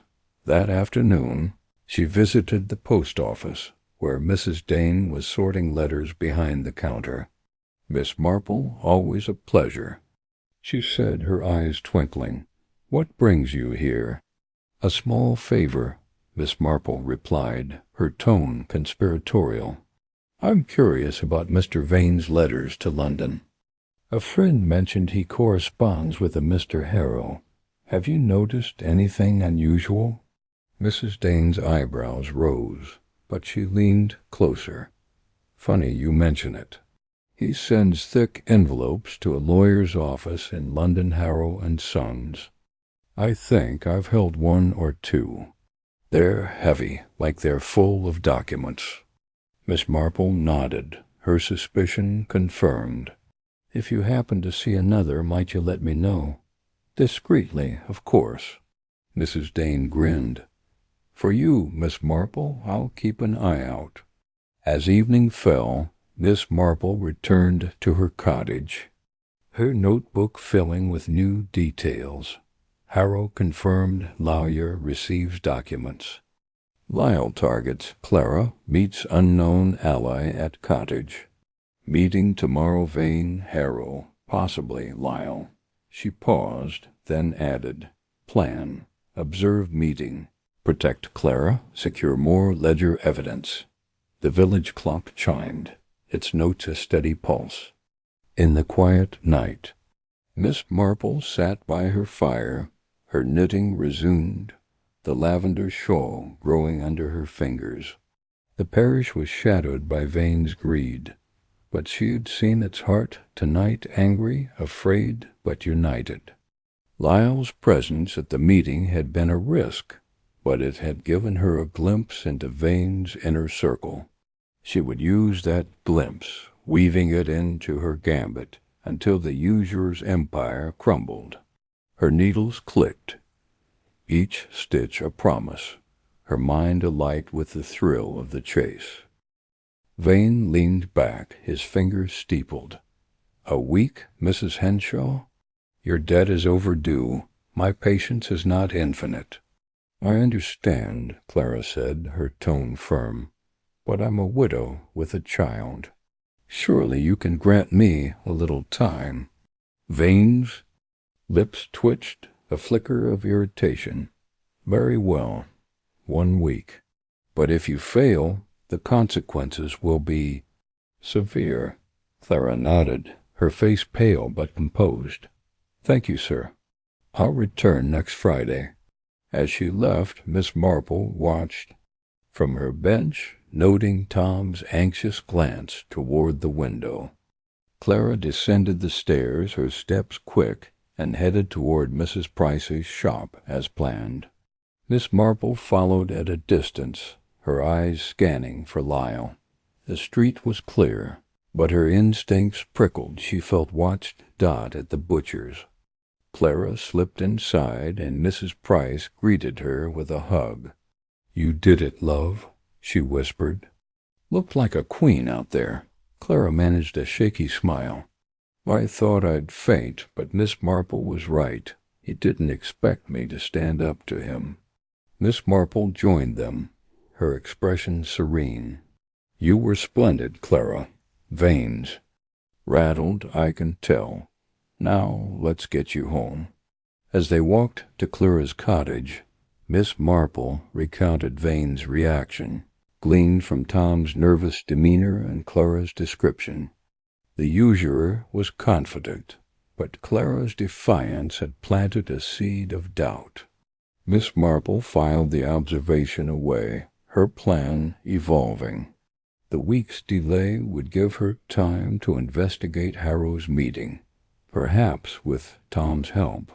That evening she visited the Red Lion Inn, hoping to catch another glimpse of Lyle or Vane. The inn was lively, filled with farmers celebrating a good harvest. Ned, the barman, greeted her with a grin. "Miss Marple, twice in a week. You're becoming a regular." "Just a lemonade, Ned," she said, settling at her usual table. "Any interesting visitors tonight?" Ned leaned in, his voice low. "Lyle was here earlier, muttering about Vane's temper. Seems your Mrs. Henshaw got under his skin today." Miss Marple's eyes twinkled. "Did she now? How curious." She lingered, listening to the inn's chatter, but Lyle didn't return. As she walked home, the village was quiet, the stars bright above. She felt a surge of triumph, Clara's. Courage had bought them time, and Vane's irritation was a crack in his armor, but Lyle's absence worried her. He was unpredictable, a shadow she couldn't yet pin down at her cottage. She opened her notebook, adding, "Clara defied Vane. Secured a week. Vane rattled but dangerous. Lyle watching, possibly planning." She paused, then wrote, "Next, monitor Harrow's meeting, protect Clara, coax Tom for more." The fire crackled, casting shadows on the walls. Miss Marple resumed her knitting, the lavender shawl growing under her fingers. Clara's courage was a beacon, a reminder of the village's strength. Vane might hold the ledger, but Miss Marple held something stronger, the trust of those he sought to crush. Her needles clicked, each stitch a vow to see justice done, her mind alight with the next move in her bold gambit. Asterisk. Chapter 6. A Dangerous Discovery. The morning mist hung low over St. Mary Mead, veiling the village in a silvery shroud that softened the edges of its thatched cottages and winding lanes. Miss Jane Marple stood at her parlor window, her lavender shawl draped over her shoulders, her gaze fixed on the distant outline of the cobbler's shop where Gideon Vane's office loomed. The past few days had been a whirlwind of revelations. Clara's courageous stand, Tom's fragile alliance, and the shadowy presence of Lyle, Vane's enforcer. The ledger page Tom had slipped her was a treasure, its exorbitant interest rates a damning clue, but it was merely a fragment. To trap Vane, she needed more proof of his dealings with the London lawyer, Mr. Harrow, and a way to link Lyle's threats to the usurer's empire. Today she resolved to take a bold step, enlisting the village postmistress, Mrs. Dane, to intercept Vane's correspondence and uncover the extent of his network. Miss Marple's plan was delicate, like the lace she so admired, requiring precision and patience. She knew Vane's letters to Harrow, mentioned by the postman Mr. Cobb, were a potential gold mine. If she could glimpse their contents, she might find evidence of fraud or coercion to bolster the ledger page. But the post office was a busy hub, and Mrs. Dane, though sharp and loyal, was bound by duty. Miss Marple would need to tread carefully, appealing to the postmistress's sense of justice without arousing suspicion. She dressed in her usual navy coat, her pheasant-feathered hat pinned neatly, and set out with her wicker basket, a pretext of mailing a parcel to her nephew. The high street was alive with morning activity, vendors setting up for the day's trade, children scampering to school. The post office, a squat brick building with a cheerful red sign, stood at the corner, its windows steamed from the kettle Mrs. Dane kept boiling. Miss Marple stepped inside, the bell above the door jingling, and was greeted by the postmistress's warm smile. "Miss Marple, what a treat," Mrs. Dane said, her round face flushed from sorting letters. "Posting something special today?" "Just a little gift for my nephew," Miss Marple replied, placing a small, neatly wrapped package on the counter. "But I was hoping for a word, Mrs. Dane. Somewhere private, perhaps?" Mrs. Dane's eyebrows rose, but her curiosity was piqued. She called to her assistant, a young girl named Polly, to mind the counter, and led Miss Marple to a cramped back room stacked with mail bags and ledgers. The air smelled of ink and wax, and a single window let in a sliver of gray light. "What's this about, then?" Mrs. Dane asked, her voice low but eager. Miss Marple folded her hands, her expression earnest. "You've always had a keen eye for the village's comings and goings, Mrs. Dane. I've a delicate matter to discuss concerning Mr. Vane and his business practices." Mrs. Dane's face hardened. "That man? I've seen the letters. He sends thick as books, and the ones he gets back, all from fancy London addresses. He's no good, Miss Marple." "Precisely," Miss Marple said, leaning closer. "I've reason to believe his dealings are not entirely above board. You mentioned his letters to a Mr. Harrow in London. If we could see one, just a glance, it might help those he's harming, like Mrs. Henshaw." Mrs. Dane hesitated, her fingers tapping the table. "It's against the rules, you know. But I've seen Clara's face, and others like her. If it's for the village, I'll do it. Vane's got a letter due to go out today. Saw him drop it in the box this morning. I can hold it back a bit, let you look." Miss Marple's heart quickened, but her smile remained serene. "You're a blessing, Mrs. Dane. Discretion is paramount, of course. I'll wait here, if I may." Mrs. Dane nodded, bustling out to retrieve the letter. She returned with a thick envelope, its wax seal unbroken, addressed to Mr. Reginald Harrow, Esq., Harrow and Sons, Lincoln's Inn, London. "This is it," she said, handing it to Miss Marple. "I'll need it back in 10 minutes, mind, no tampering." Miss Marple took the envelope, her fingers steady despite the thrill coursing through her.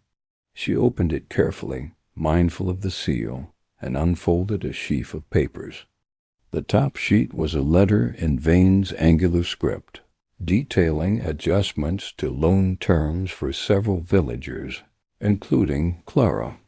The language was coded, referring to special arrangements and client compliance, but the intent was clear. Vane was manipulating debts to maximize profit. A second sheet listed names and figures, some matching the ledger page Tom had given her, but others knew proof of a broader scheme. Most damning was a note about Harrow. Insured documents are prepared to legitimize rates. Any inquiries must be deflected. Miss Marple's pulse raced. Harrow was falsifying documents, making Vane's extortion appear legal. She memorized key details, her mind a steel trap, then refolded the papers and returned the envelope to Mrs. Dane. "You've done a great service, my dear," she said. "This stays between us." Mrs. Dane nodded, her eyes gleaming with resolve. "For Clara and the others I'd do more. But be careful, Miss Marple. Vane's got eyes everywhere." As Miss Marple left the post office, her mind buzzed with the new evidence. The letter was a link between Vane and Harrow, a thread to tug further.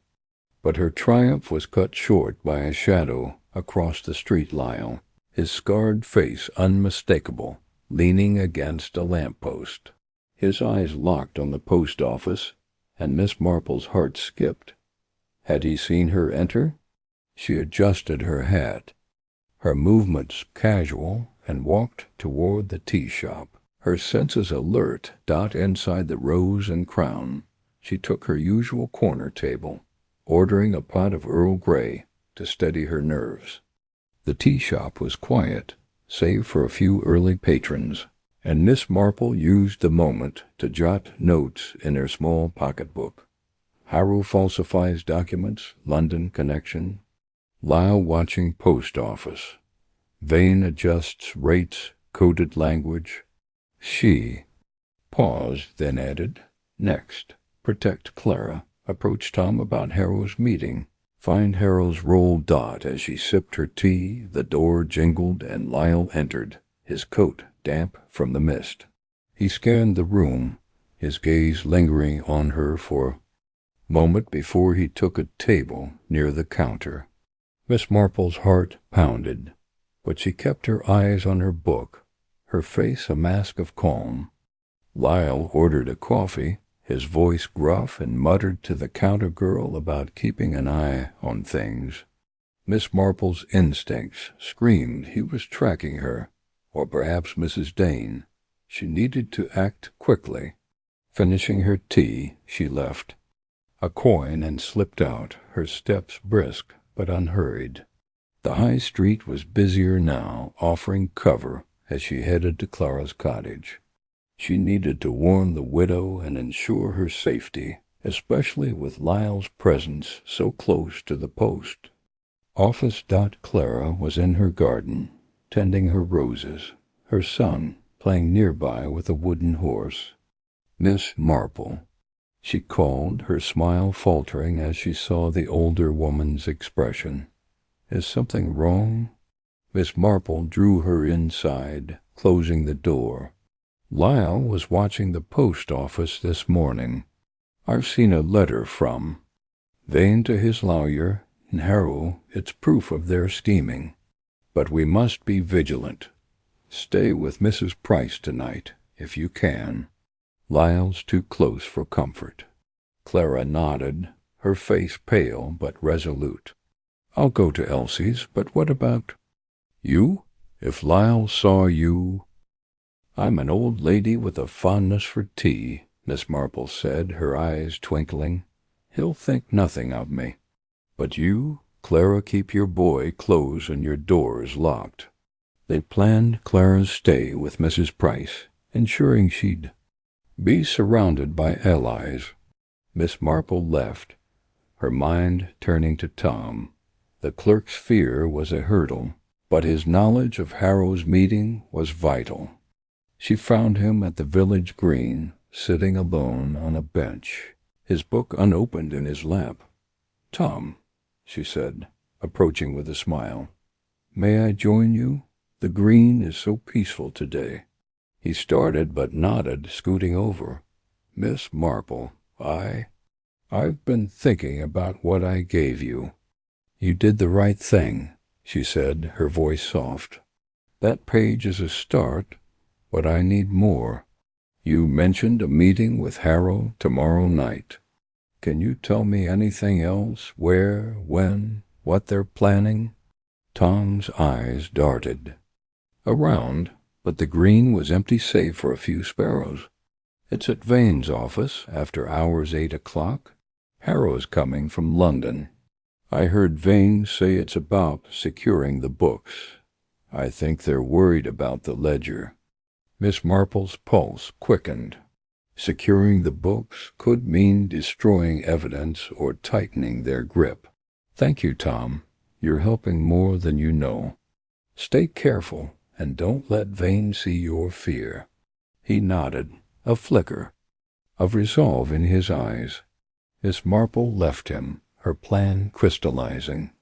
The meeting was her chance to learn more, but infiltrating Vane's office after hours was risky. She needed a distraction, perhaps involving Mrs. Price or Mrs. Dane, to keep Lyle occupied. That afternoon she visited the butcher's shop, where Mrs. Price was chopping meat with gusto. "Miss Marple, you're a busy bee today," she said, wiping her hands. "What's the news?" Miss Marple lowered her voice. "Clara's staying with you tonight for safety. But I need another favor. Tomorrow evening, Vane's meeting his lawyer. If Lyle's around, could you keep him distracted? Perhaps a loud argument in the shop, something to draw his attention?" Mrs. Price grinned, her eyes gleaming. "I can. Make a ruckus, don't you worry. Lyle won't know what hit him." With Mrs. Price on board, Miss Marple felt a surge of confidence. She spent the evening at her cottage, her notebook open, mapping the next steps. Harrow meeting tomorrow. 8 p.m., Vane's office. Lyle watching, must be distracted. Clara safe with Mrs. Price. She added, plan. Observe meeting, secure more evidence, protect allies. As night fell, the village clock chimed, its notes a steady rhythm in the quiet. Miss Marple sat by her fire, her knitting needles clicking, the lavender shawl growing under her fingers. The letter from Vane was a dangerous discovery, a blade that could cut both ways. But with Clara's courage, Tom's reluctant aid, and Mrs. Dane's loyalty, she was weaving a net to trap the usurer. Her eyes gleamed in the firelight, her mind alight with the thrill of the chase, each stitch a vow to bring Vane's empire to its knees. Chapter 7. The London Gambit. The train to London rattled through the misty countryside, its rhythm a counterpoint to the steady beat of Miss Jane Marple's thoughts. She sat by the window, her navy coat neatly folded on the seat beside her, her pheasant-feathered hat resting on her lap. Her knitting was tucked away for once, as her mind was too occupied with the bold move she was undertaking. After intercepting Vane's letter to Mr. Reginald Harrow, the London lawyer implicated in his usurious schemes, Miss Marple knew she needed to see Harrow's office for herself. The letter, with its coded references to falsified documents and special arrangements, was a tantalizing clue, but she needed more proof of Harrow's complicity, perhaps even a glimpse of the ledger's duplicate. This journey to London was a gambit, one that required all her wit and nerve to navigate the heart of Vane's broader network. The platform at Paddington Station was a swirl of steam and noise, porters shouting, passengers jostling with suitcases. Miss Marple stepped off the train, her small frame unassuming amidst the chaos, but her eyes sharp as she scanned the crowd. She had dressed carefully for this venture, a gray tweed suit, sensible but elegant, and a plain scarf to avoid drawing. Attention. Her handbag held the essentials: a notebook, a map of Lincoln's Inn, and a forged letter of introduction. penned in her neat script, presenting her as Mrs. Jane Finch, a widow seeking legal advice on an inheritance dispute. It was a fiction, but one she had crafted with care, knowing Harrow's greed would likely outweigh his suspicion. Lincoln's Inn was a labyrinth of Georgian buildings, their stone facades somber under the gray sky. Miss Marple navigated the narrow passages with the aid of her map, her steps brisk but measured. Harrow and Sons occupied a corner office, its brass plaque gleaming with an air of respectability that belied the corruption within. She paused outside, adjusting her scarf, her heart quickening. This was no village tea shop. She was stepping into the lion's den, and Harrow was no less dangerous than vain. The office door creaked as she entered, revealing a dim reception. Area lined with law books and heavy furniture. A young clerk, his spectacles smudged, looked up from his desk. "May I help you, ma'am?" he asked, his tone polite but distracted. Miss Marple smiled, her voice soft and tremulous, the perfect imitation of a nervous widow. "I'm Mrs. Jane Finch, here to see Mr. Harrow. I wrote ahead about an inheritance matter. I do hope he can spare a moment." The clerk hesitated, checking a ledger. "I don't see an appointment, Mrs. Finch, but Mr. Harrow's in." "I'll ask if he can see you." He disappeared through a door, and Miss Marple used the moment to survey the room. A filing cabinet stood in one corner, its drawers locked, and a desk bore a stack of papers, some stamped with Vane's familiar letterhead. Her pulse quickened evidence of their connection was close if she could reach it. The clerk returned, gesturing her toward the inner office. "Mr. Harrow will see you now." Reginald Harrow was a stout man in his 50s, his face florid, his eyes sharp beneath bushy brows. His office was opulent, with a mahogany desk and leather chairs, a stark contrast to Vane's austere setup. A safe, smaller than Vane's but equally formidable, sat behind him, and Miss Marple's gaze lingered on it for a fraction of a second. "Mrs. Finch," Harrow said, rising with a practised smile, "how may I assist you?" She settled into a chair, clutching her handbag as if nervous. "Oh, Mr. Harrow, it's such a muddle. My late husband left a small estate, but there's a dispute with my nephew over a property in Kent. I was told you're the man to sort such things." Harrow's smile widened, sensing profit. "Inheritance disputes are my specialty. Tell me more. Do you have documents?" Miss Marple launched into her tale, weaving a story of a fictional cottage, a greedy nephew, and a tangled will. She spoke slowly, her voice quavering, drawing Harrow in, while her eyes roamed the desk. A ledger, bound in black leather, lay half-hidden. Under a blotter, its edge marked with a faint G.V. Vane's initials. Her heart leaped. It was likely a duplicate of the ledger in St. Mary Mead, a record of Vane's dealings that Harrow maintained. As she spoke, she leaned forward, feigning distress, and let her handkerchief slip to the floor. "Oh, dear," she said, bending to retrieve it, her fingers brushing the desk's edge. She glimpsed a page of the ledger, names, sums, and dates, mirroring the fragment Tom had given her. Harrow, distracted by her story, didn't notice her scrutiny. "Your case sounds straightforward," he said, scribbling notes. "I'll need to see the will and any deeds. But I must warn you my services aren't cheap." "Of course," Miss Marple said, her tone meek. "I've heard you handle special clients, Mr. Harrow. A friend in St. Mary Mead mentioned a Mr. Vane, who speaks highly of you." Harrow's pen paused, his eyes narrowing. "Vane?" He's a business associate. What did he say? Oh, just that you're discreet. She said, her smile innocent. He mentioned you manage important documents for him loans, I believe. It gave me confidence in your abilities.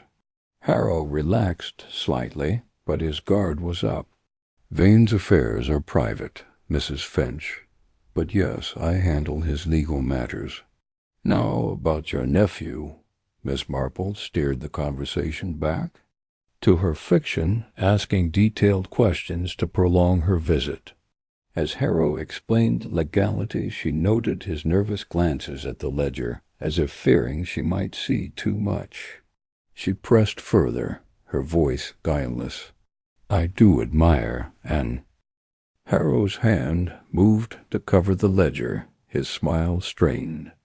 Just routine paperwork, Mrs. Finch. Nothing to concern you. Of course, she said, rising as if satisfied. You've been so kind. I'll return with the documents next week. Good day, Mr. Harrow. She left the office, her heart pounding with triumph.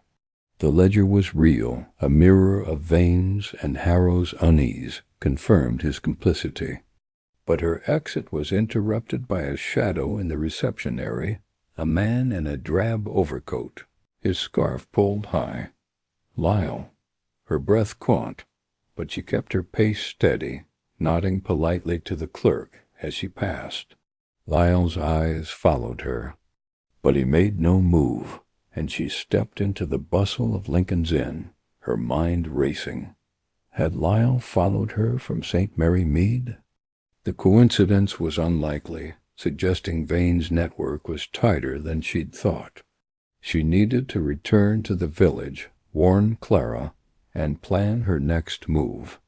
The train journey back was tense, her eyes scanning every passenger, but no one seemed out of place. By evening she was back in her cottage, the fire crackling as she opened her notebook. She wrote, Harrow confirmed ledger duplicate. Nervous linked to Vane. Lyle in London, watching. Ledger key to both. She paused, then added, Next. Plan for Harrow's meeting in St. Mary Mead. Protect Clara. Use Mrs. Dane for more letters. The next morning, she visited Clara, finding her at Mrs. Price's shop, where she'd stayed for safety. Miss Marple, you're back, Clara said, her face lighting up. Did you find anything? Miss Marple recounted her London trip, omitting Lyle's presence to avoid alarming her.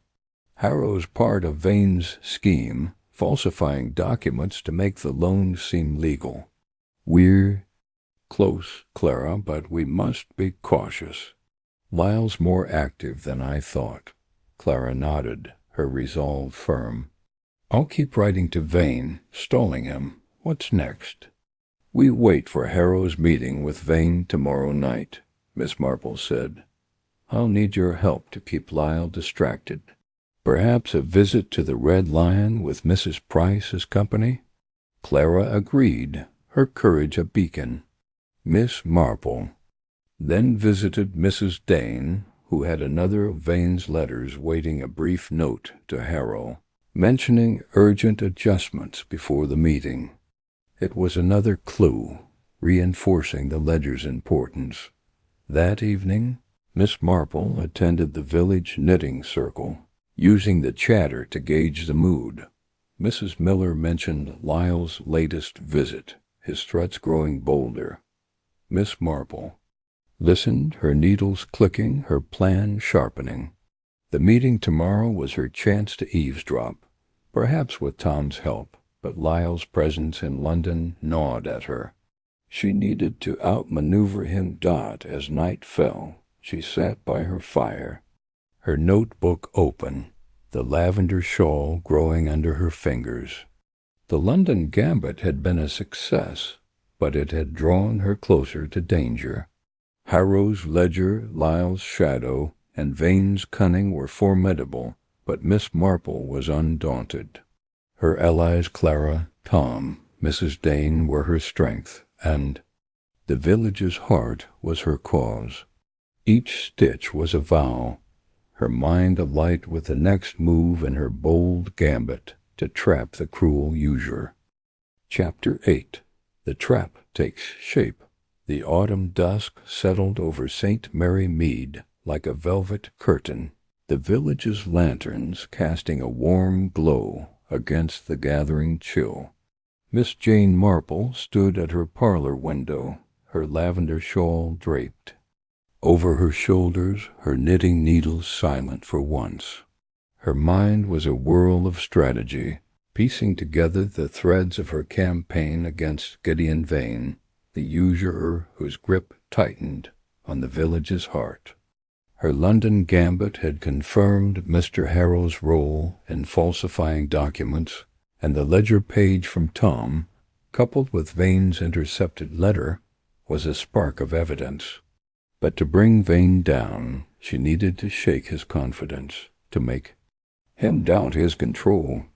Tonight she would set a trap, using the village's unity and Clara's courage to unsettle the moneylender. While preparing for the critical meeting between Vane and Harrow, Miss Marple's plan was audacious yet subtle.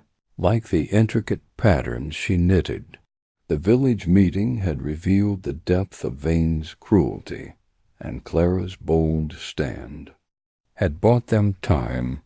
Now she would orchestrate a public confrontation, not with fists or shouts, but with whispers and rumors, a psychological ploy to rattle Vane. She had enlisted Clara and Tom, and now she needed the village's collective voice. Her first step was to plant a seed of defiance, a rumor that a wealthy investor was challenging Vane's rates, forcing him to face the village in a public setting. This would draw him out, expose his reactions, and perhaps reveal more about his network with Harrow and Lyle. She began her day at the Rose and Crown Tea Shop, a hub of village gossip where rumors could spread like wildfire. The air was thick with the scent of scones and bergamot, and Miss Marple took her usual corner table, her navy coat folded neatly beside her. Mrs. Price, the butcher's wife, joined her, her face flushed with excitement. "Miss Marple, I've been talking to folks about Vane," she said, her voice low. "They're angry but scared. What's your plan?" Miss Marple sipped her Earl Grey, her eyes twinkling. "We're going to make Mr. Vane feel the village's pulse. Elsie, I want you to spread a rumor quietly. Mind that a wealthy gentleman from London is looking to invest in St. Mary Mead, offering fair loans to rival Vane's. Say he's quaint. Meeting with Mr. Ellis tomorrow night at the village hall." Mrs. Price's eyes widened. "There's no such gentleman, is there?" "Not yet," Miss Marple said, her smile sly. "But Vane doesn't know that. He's a man who thrives on control. A threat to his monopoly will force him to act, and we'll be watching." Mrs. Price nodded, her grin conspiratorial. "I'll start at the butcher's. By noon, half the village will be buzzing." Miss Marple's next stop was Clara's cottage, where the young widow was mending a shirt, her son playing nearby with a wooden horse. Clara's face lit up at the sight of her. "Miss Marple, I've been waiting to hear from you. That letter to Vane, did it work?" "It did, my dear," Miss Marple said, settling at the kitchen table. "You've given us a week, and now we'll use it. I need you to help spread a story at the market with Mrs. Dane, anywhere you're heard. Say a London investor is coming to challenge Vane's rates. Be vague, but hopeful. We want Vane to hear it and feel the pressure." Clara's eyes sparkled with resolve. "I can do that. I'll talk to the women at the market. They'll spread it faster than the wind." Miss Marple patted her hand. "You're a marvel, Clara, but stay cautious." Lyle's still watching, and we don't want him near you." Clara nodded, her jaw set. "I'll stick to crowded places, and I'm staying with Elsie tonight." Satisfied, Miss Marple moved on to Tom, finding him at the village library, his nose buried in a tattered copy of Great Expectations. He started at her approach, his eyes darting nervously. "Miss Marple, I've been keeping my head down, like you said." "You've done well, Tom," she said, her voice soothing. "But I need your help again. Tomorrow night, Vane's meeting Harrow. I want you to be my eyes in the office, watch Vane's mood, note anything he says about a London investor. We're spreading a rumor to unsettle him, and your observations will tell us if it's working." Tom swallowed, his fingers tightening on the book. He's been edgy since Mrs. Henshaw's visit. If he hears about an investor, he'll be furious. I'll watch. But Lyle's been around more. He scares me. Miss Marple's heart ached for the young man's fear, but her resolve was firm. "You're braver than you know, Tom. Just note what you see, and meet me here the day after. I'll keep you safe." He nodded, a flicker of courage in his eyes. Miss Marple left the library, her plan taking shape. The rumor would spread through Mrs. Price, Clara, and the village's gossip network, reaching Vane by evening. The village hall meeting, ostensibly to discuss community improvements, would be the stage for the confrontation, with Mr. Ellis primed to raise the investor rumor publicly. By afternoon, the village was abuzz. At the market, Miss Marple overheard whispers of the London gentleman who promised fair loans, the story growing with each retelling. She visited Mr. Ellis at his greengrocer's shop, where he was stacking apples, his face grim. "Miss Marple, this investor talk is everywhere," he said. "Folks are hopeful, but I'm worried it'll rile Vane." "That's the idea," she said, her tone conspiratorial. "At tomorrow's meeting, mention the investor when you speak. Say you've heard he's offering to help those in debt. Vane will come. He won't resist a challenge to his power." Mr. Ellis nodded, his resolve hardening. "I'll do it. For the Millers, for Clara, for all of us." The next evening the village hall was packed, the air thick with anticipation. Miss Marple sat near the back, her lavender shawl blending with the crowd, her eyes scanning for Vane. Clara was there, flanked by Mrs. Price, her face calm but determined. Tom had promised to slip away from the office to attend, and Miss Marple spotted him near the door, his face pale but alert. Mr. Ellis took the podium, his voice steady. "Friends, we're here to discuss our village's future.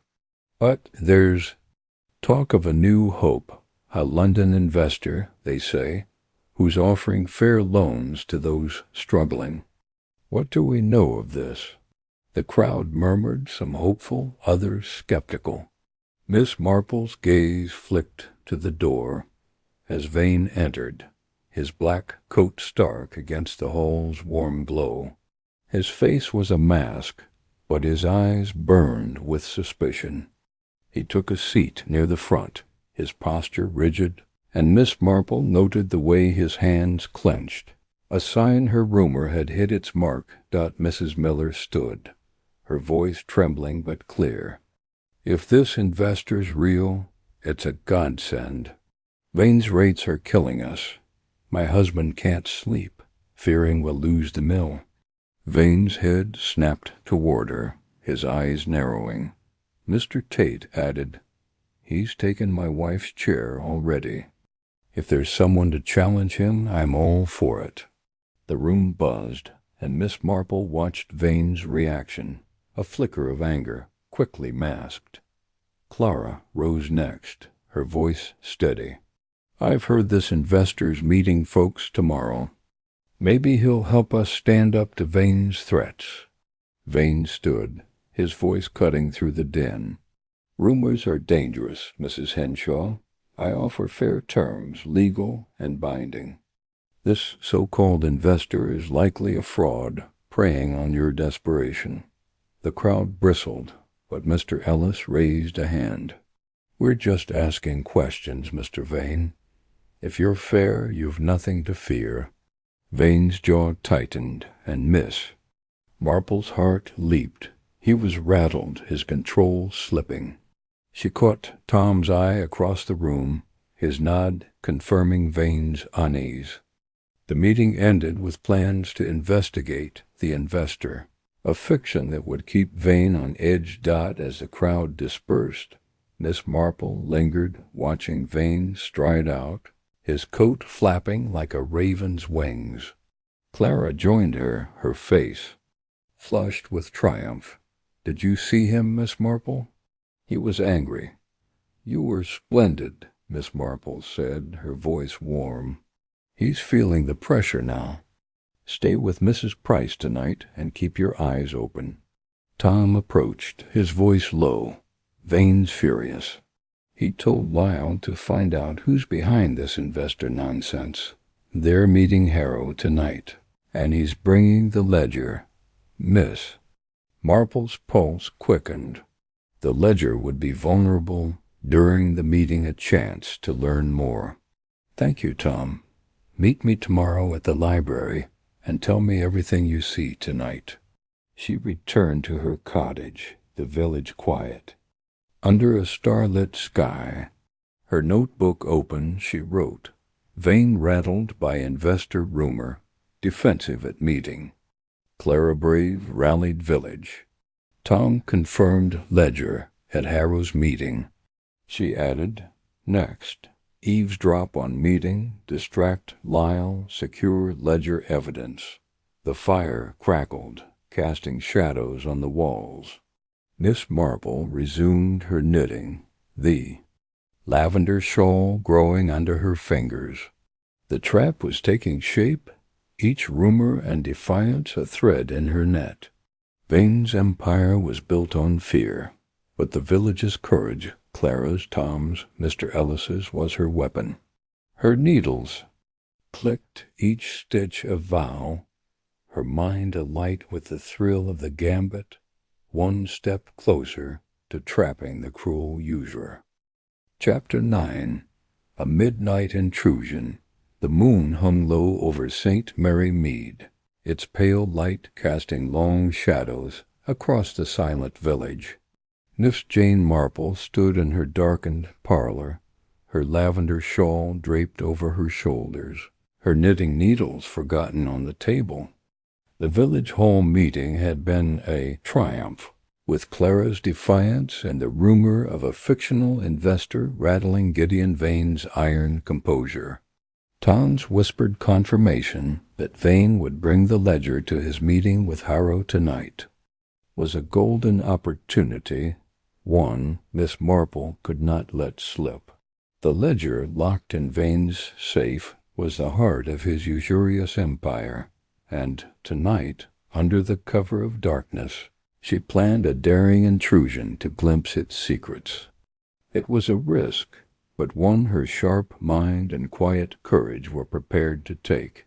Her plan was as delicate as the lace she admired, requiring precision and a touch of audacity. Tom, her reluctant ally, had agreed to leave the office window unlatched, a small act of rebellion that could unlock Vane's downfall. Clara was safe with Mrs. Price, and Mrs. Dane, the postmistress, was primed to watch for any late-night letters. But the presence of Lyle, Vane's scarred enforcer, loomed like a storm cloud. Miss Marple needed to move swiftly before the meeting began at 8 and avoid detection in a village where every creek carried. She dressed for the occasion, a dark gray dress that blended with the shadows, a black shawl to replace her usual lavender, and soft-soled shoes for silence. Her handbag held a small torch, a pencil, and a notebook tools for recording what she found. She slipped out of her cottage at 7:30, the village asleep save for the distant hoot of an owl.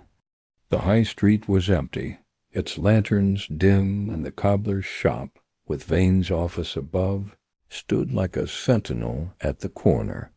The narrow staircase to the office was shrouded in darkness, the air cool and heavy with the scent of old wood. Miss Marple climbed carefully, each step tested for creaks. At the top the frosted glass door was locked, as expected, but the window beside it yielded to her gentle push. Tom had kept his promise. She eased it open, her heart pounding with a thrill she hadn't felt since her youth, when she'd once tracked a wayward cat through the vicarage garden. Inside, the office was a study in shadows, the moonlight filtering through the curtains to reveal Vane's oak desk, the filing cabinet, and the iron safe in the corner. Its surface gleamed, a silent challenge. Miss Marple closed a window behind her, her movements silent, and crept to the safe. She had no combination, but Tom had mentioned Vane's habit of scribbling numbers on his desk blotter, a careless trait for a man so precise. She switched on her torch, its beam narrow and focused, and examined the blotter. Amidst ink stains and doodles she found a sequence. 14 minus 23 minus 9. Her pulse quickened. It was a gamble, but worth trying. Kneeling before the safe, she turned the dial, her fingers steady despite the stakes. The numbers clicked into place, and with a soft thud. Safe unlocked? She stifled a gasp, her heart racing with triumph. Inside, the ledger lay atop a stack of papers, its black leather cover embossed with GV. She lifted it carefully, her torch illuminating pages of meticulous entries, names, loans, interest rates, and dates, each a testament to Vane's greed. Clara's name appeared, her debt tripled by usurious rates, alongside others Mr. Tate, the Millers, even Mrs. Dane's cousin. But what caught her eye was a section marked Special Clients, listing sums paid to R. Harrow and H. Lyle, proof of their complicity.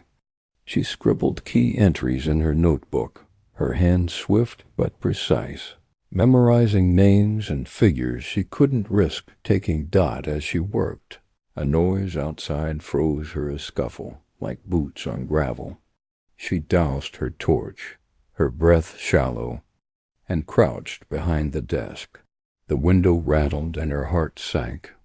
Lyle, she had hoped.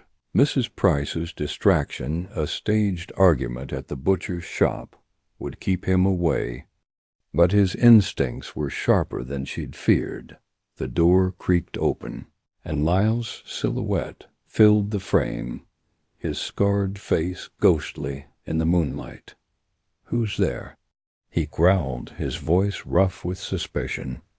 Miss Marple pressed herself against the desk, her dark shawl blending with the shadows. Lyle stepped inside, his boots heavy on the floorboards, and scanned the room. She held her breath, her mind racing for an escape. Lyle moved to the safe, his hand brushing the open door. "Damn it," he muttered, noticing the ledger's slight displacement. He turned, his eyes narrowing, and Miss Marple's heart pounded. If he searched the room, she was trapped. But then a shout from the street, Mrs. Price's voice, loud and indignant. "You there! Stop loitering near my shop." Lyle cursed, striding to the window. Miss Marple seized the moment, slipping the ledger back into the safe and closing it softly. She crept toward the filing cabinet, its shadow offering cover, as Lyle leaned out to shout, "Mind your business, woman." Mrs. Price's voice rose, drawing Lyle's attention. "I'll call the constable if you don't move on." It was enough.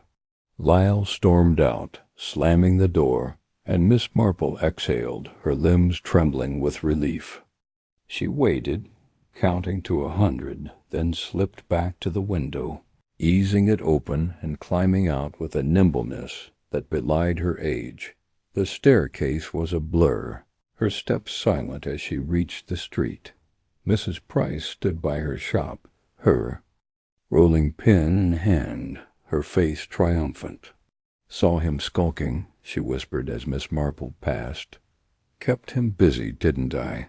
"You're a marvel, Elsie," Miss Marple murmured, her heart still racing. She hurried home, the village silent around her, and locked her door before lighting a single candle. Her notebook open, she transcribed the ledger entries. Clara £150, 40% interest. Tate £80, 50%. Harrow £500 payment, services. Lyle £200, enforcement. She added, "Safe combination, 14 minus 23 minus 9. Lyle nearly caught me." Mrs. Price heroic distraction. The next morning, she visited Clara at Mrs. Price's, finding the widow sipping tea, her son playing nearby. "Miss Marple, you look pale," Clara said, her eyes concerned. "What happened?" Miss Marple recounted her adventure, omitting the most perilous moments. "I saw the ledger, Clara. It's everything we hoped, proof of Vane's rates and payments to Harrow and Lyle. We're close, but we must be careful. Lyle's sharper than I thought." Clara's jaw set. "What now?" "We used the meeting tonight," Miss Marple said. "Harrow's coming to Vane's office. I'll eavesdrop with Tom's help to learn their plans. You stay here, keep spreading the investor rumor. It's working." Clara nodded, her courage unwavering. Miss Marple then sought Tom, finding him at the village green, his face drawn. "Miss Marple, I left the window open," he whispered. "Did you?" "I did," she said, her voice low. "You were brave, Tom. I saw the ledger. And it's damning. Tonight's meeting, can you get me close? Perhaps a back entrance?" Tom swallowed, his fear palpable. "There's a storeroom behind the office. I can leave the door unlocked, but Lyle's always around." "I'll handle Lyle," she said, her mind already turning to Mrs. Price and Mrs. Dane. She visited the postmistress next, who had intercepted another of Vane's letters, a brief note to Harrow, urging discretion at the meeting. It was another clue reinforcing the ledger's centrality. At evening, as the village clock struck 7, Miss Marple prepared for the meeting. She wore her dark gray dress again, her torch and notebook ready. Mrs. Price agreed to stage another distraction, a loud delivery dispute at the butcher's while Mrs. Dane watched the high street for Lyle. Clara, safe with Mrs. Price, promised to keep the investor rumor alive, ensuring Vane remained off balance. At the storeroom door, Miss Marple slipped inside, the air thick with dust and the scent of old paper. A thin wall separated her from Vane's office, and she pressed her ear to it, hearing muffled voices, Vane's clipped tones, Harrow's smoother cadence. "The investor talk is trouble," Vane said. "Find out who's spreading it. The ledger stays locked, no leaks." Harrow's voice was tense. "London's asking questions. We need to clean the books fast." Miss Marple's heart leaped. The ledger was their weakness, and her intrusion had been timely. As she listened, Lyle's voice joined, gruff and angry. "That old woman's been around too much, Marple, they call her." Her blood ran cold, but she held still, memorizing every word. The meeting ended abruptly, and she slipped out, her escape unnoticed. Back at her cottage, she wrote, "Meeting Vane, Harrow, Lyle focused on ledger, investor, rumor. Suspicion on me," she added. "Next, protect Clara, use ledger evidence. Raleigh village. The fire crackled, her lavender shawl growing under her needles. The midnight intrusion had been a triumph, but Lyle's suspicion was a new danger. With Clara's courage, Tom's aid, and the village's heart, Miss Marple's trap was tightening, each stitch a vow to bring Vane's empire down. Chapter 10. The Usurer's Mistake. The autumn dawn broke over St. Mary Mead with a soft, golden light filtering through the mist that clung to the village's cobblestone lanes. Miss Jane Marple sat in her cozy parlor, the fire crackling low, her lavender shawl half finished on the table beside her. Her knitting needles lay still, her mind too occupied with the delicate threads of her campaign against Gideon Vane, the cruel usurer whose grip on the village tightened with each passing day. Her midnight intrusion into Vane's office had been a triumph, yielding damning ledger entries that linked him to Harrow, the London lawyer, and Lyle, his enforcer. The village's defiance at the hall meeting, fueled by the rumor of a fictional investor, had rattled Vane, and now Miss Marple sensed an opportunity. Vane's empire was built on fear, but fear could breed mistakes, and she was poised to exploit his first misstep at the previous night's eavesdropping at Vane's meeting. With Harrow had confirmed her suspicions. The ledger was their Achilles' heel, and Lyle's mention of her name had raised the stakes. Vane was growing paranoid, his control slipping, and Miss Marple knew she must act swiftly to protect Clara, bolster Tom, and turn the village's anger into a weapon. Her plan was to keep Vane off balance, using his suspicion against him while decoding the ledger's secrets to expose his illegal rates and forged signatures. Today she would guide Tom to feign loyalty, ensuring he remained her eyes in Vane's office, while rallying Clara and the village to maintain the pressure. Miss Marple began her morning with a visit to the Rose and Crown tea shop, where the air was warm with the scent of fresh scones and the murmur of gossip. She took her usual cornered table, her navy coat folded beside her, and nodded to Mrs. Price, who bustled over with a pot of Earl Grey. "Miss Marple, the village is still buzzing about that investor," Mrs. Price said, her eyes gleaming. "Vane's been seen pacing outside his office, looking like a caged fox." Miss Marple's lips curved in a faint smile. "That's precisely what we want, Elsie. A rattled man makes mistakes. But we must be cautious. Lyle's watching, and he's sharper than Vane thinks." Mrs. Price nodded, lowering her voice. "Clara's staying with me, safe as houses. She's been telling folks about the investor, keeping the story alive. What's next?" "Keep the rumor spreading," Miss Marple said, "and watch for Lyle. If he comes near your shop, make a fuss, nothing violent, just enough to draw attention. I'll handle the rest." Mrs. Price grinned, her rolling pin a silent promise. Miss Marple sipped her tea, her mind turning to Tom. The clerk's fear was a hurdle, but his courage in leaving the window unlatched had proven his worth. She needed him to stay close to Vane, to report any cracks in the usurer's facade.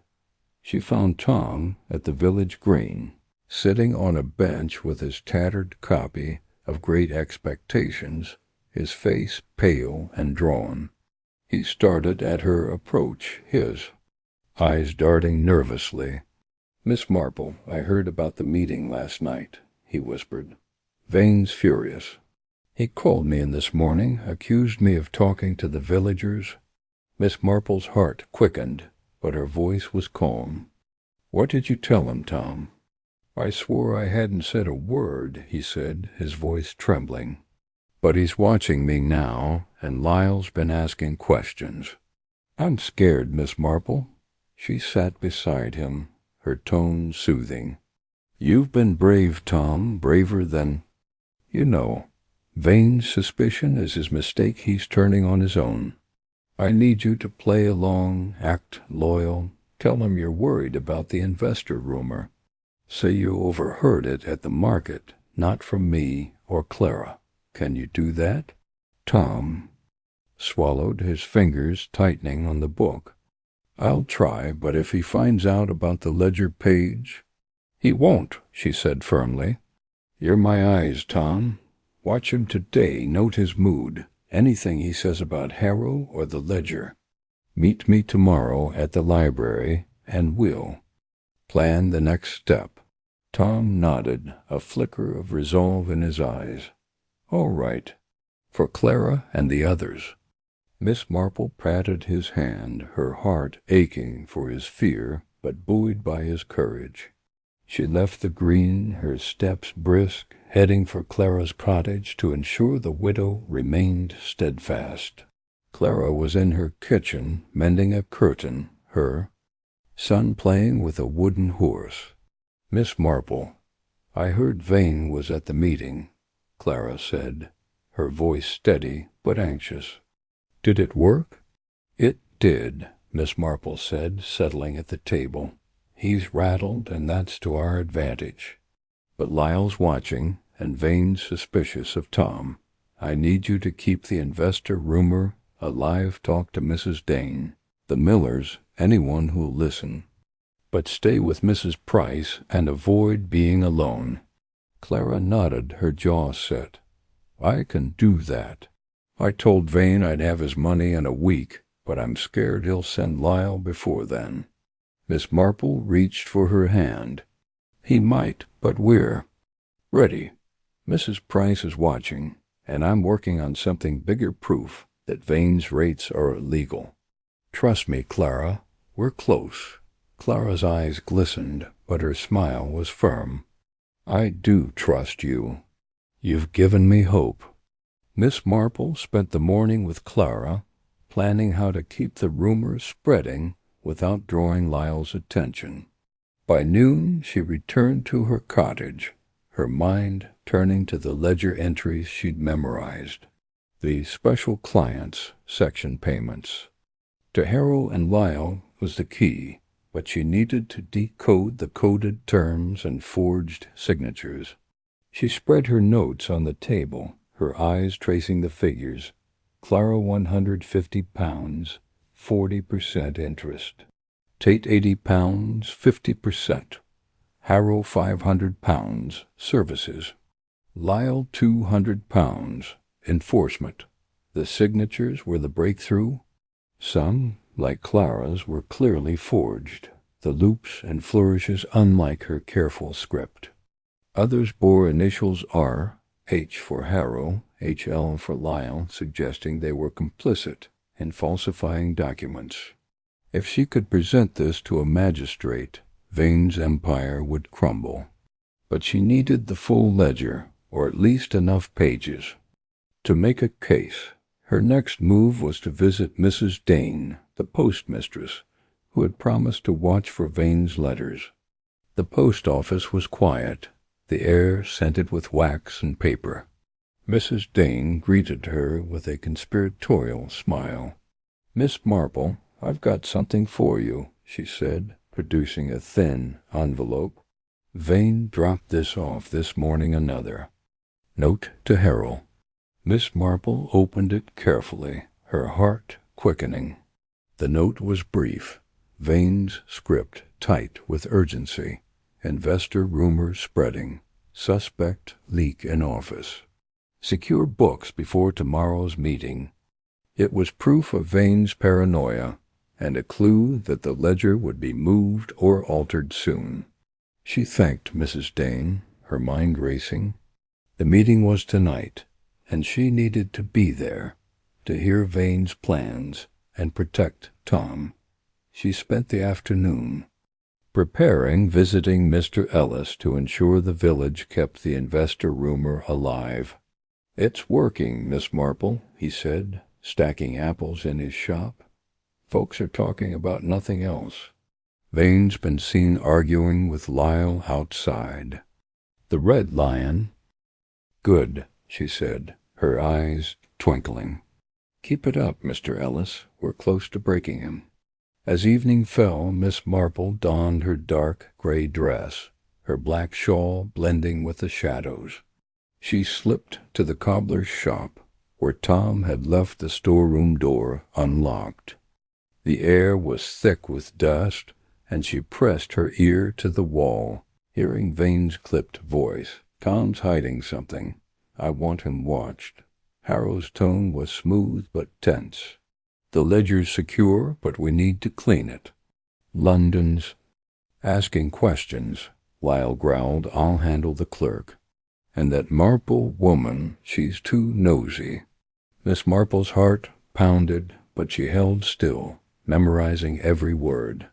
The meeting ended, and she slipped out, her escape unnoticed.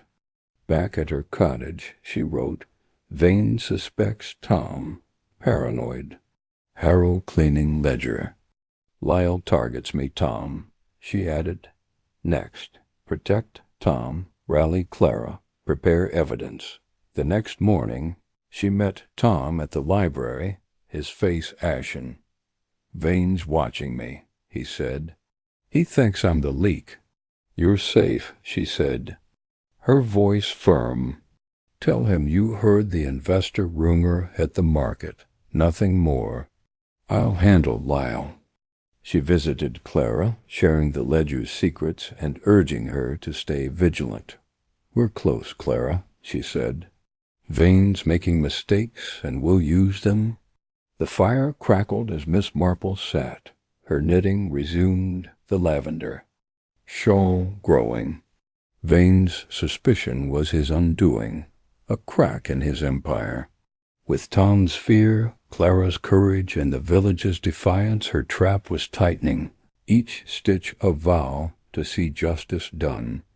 Chapter 11. The lawyer's downfall. The twilight sky over St. Mary Mead was streaked with crimson, casting a warm glow over the village's quiet lanes. Miss Jane Marple stood at her parlor window, her lavender shawl draped over her shoulders, her knitting needles still for the moment.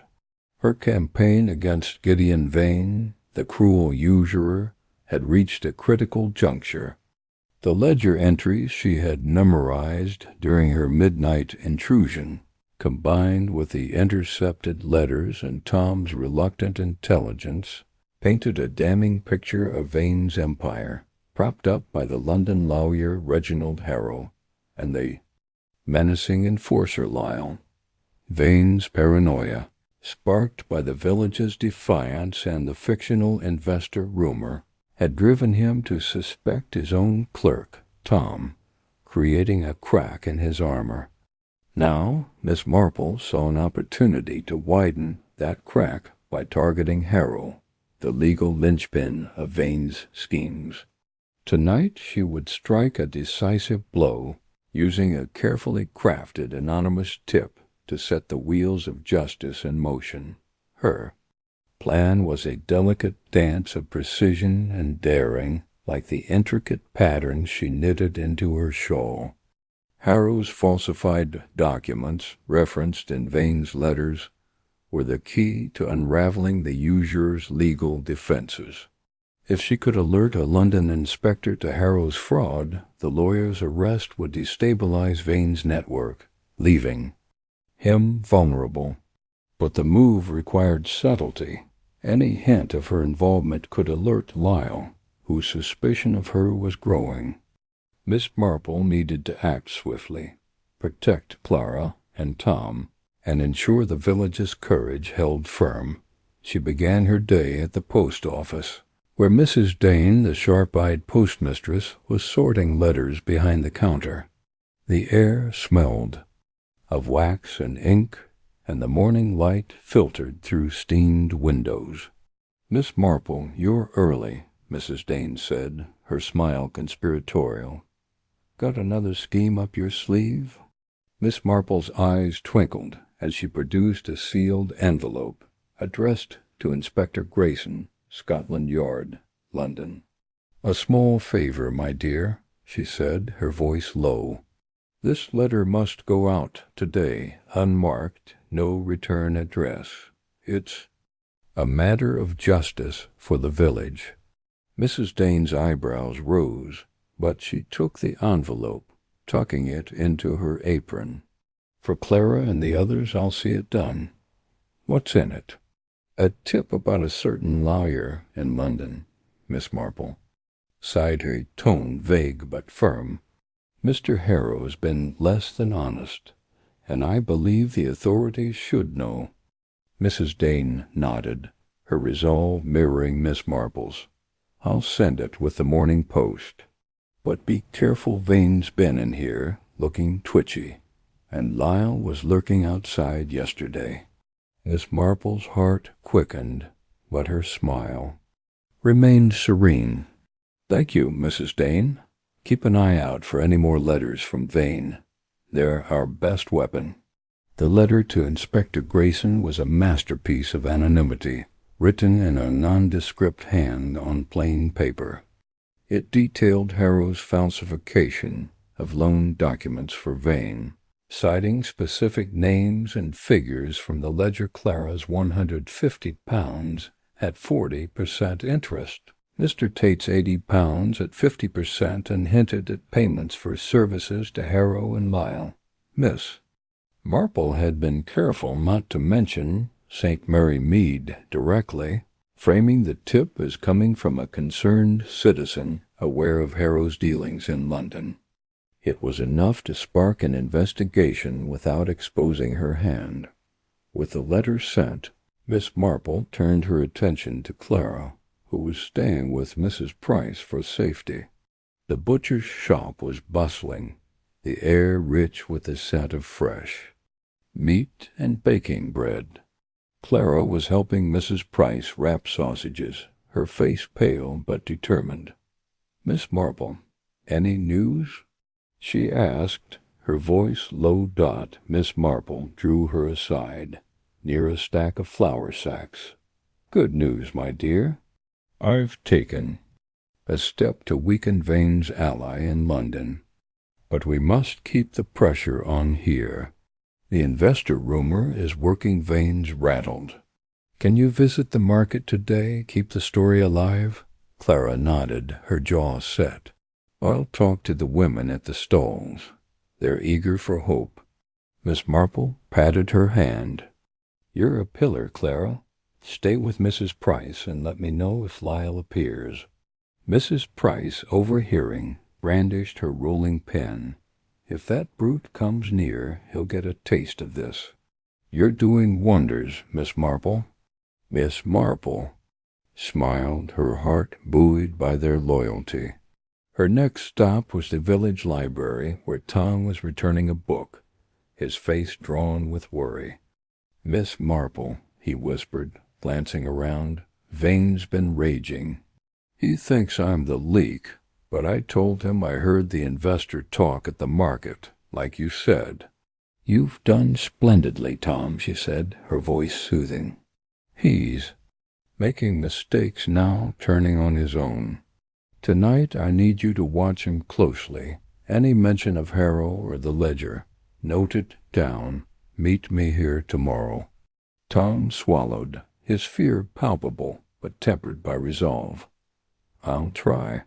But Lyle's been following me. He knows something's up." Miss Marple's heart sank, but she kept her tone firm. "Stay calm, Tom, act loyal, and I'll handle Lyle. You're not alone in this." She left the library, her mind racing. Lyle's suspicion was a growing threat, and she needed to keep him distracted.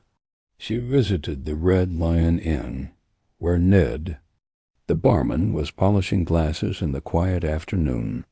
"Miss Marple, you're a regular these days," he said, grinning. "What's the word?" "Just a lemonade, Ned," she said, settling at her usual table. "And a question, has Lyle been here lately? I heard he's been—" "Agitated." Ned leaned in, his voice low. "He was here last night, muttering about Vane's temper. Said something about Harrow coming tonight, and trouble in London." Sounded nervous. Miss Marple's pulse quickened. Trouble in London, her tip to Inspector Grayson, was already stirring the waters. "Thank you, Ned. If Lyle returns, let me know discreetly." As evening fell, she prepared for the night's reconnaissance. Vane's meeting with Harrow was imminent, and she needed to hear their plans. She donned her dark gray dress and black shawl, her torch and notebook tucked into her handbag. Mrs. Price agreed to stage a loud argument at the butcher's shop to distract Lyle, while Mrs. Dane watched the post office for any late letters. At the cobbler's shop, Miss Marple slipped into the storeroom, the air thick with dust. She pressed her ear to the wall, hearing Vane's clipped voice. "Harrow, you fool. London's sniffing around your documents weren't clean enough." Harrow's tone was panicked. "It's not my fault. Your rates are too high. Someone's tipped off the yard. We need to burn the ledger." Miss Marple's heart leaped. Her tip had worked, and Harrow was cracking. Lyle's voice cut in.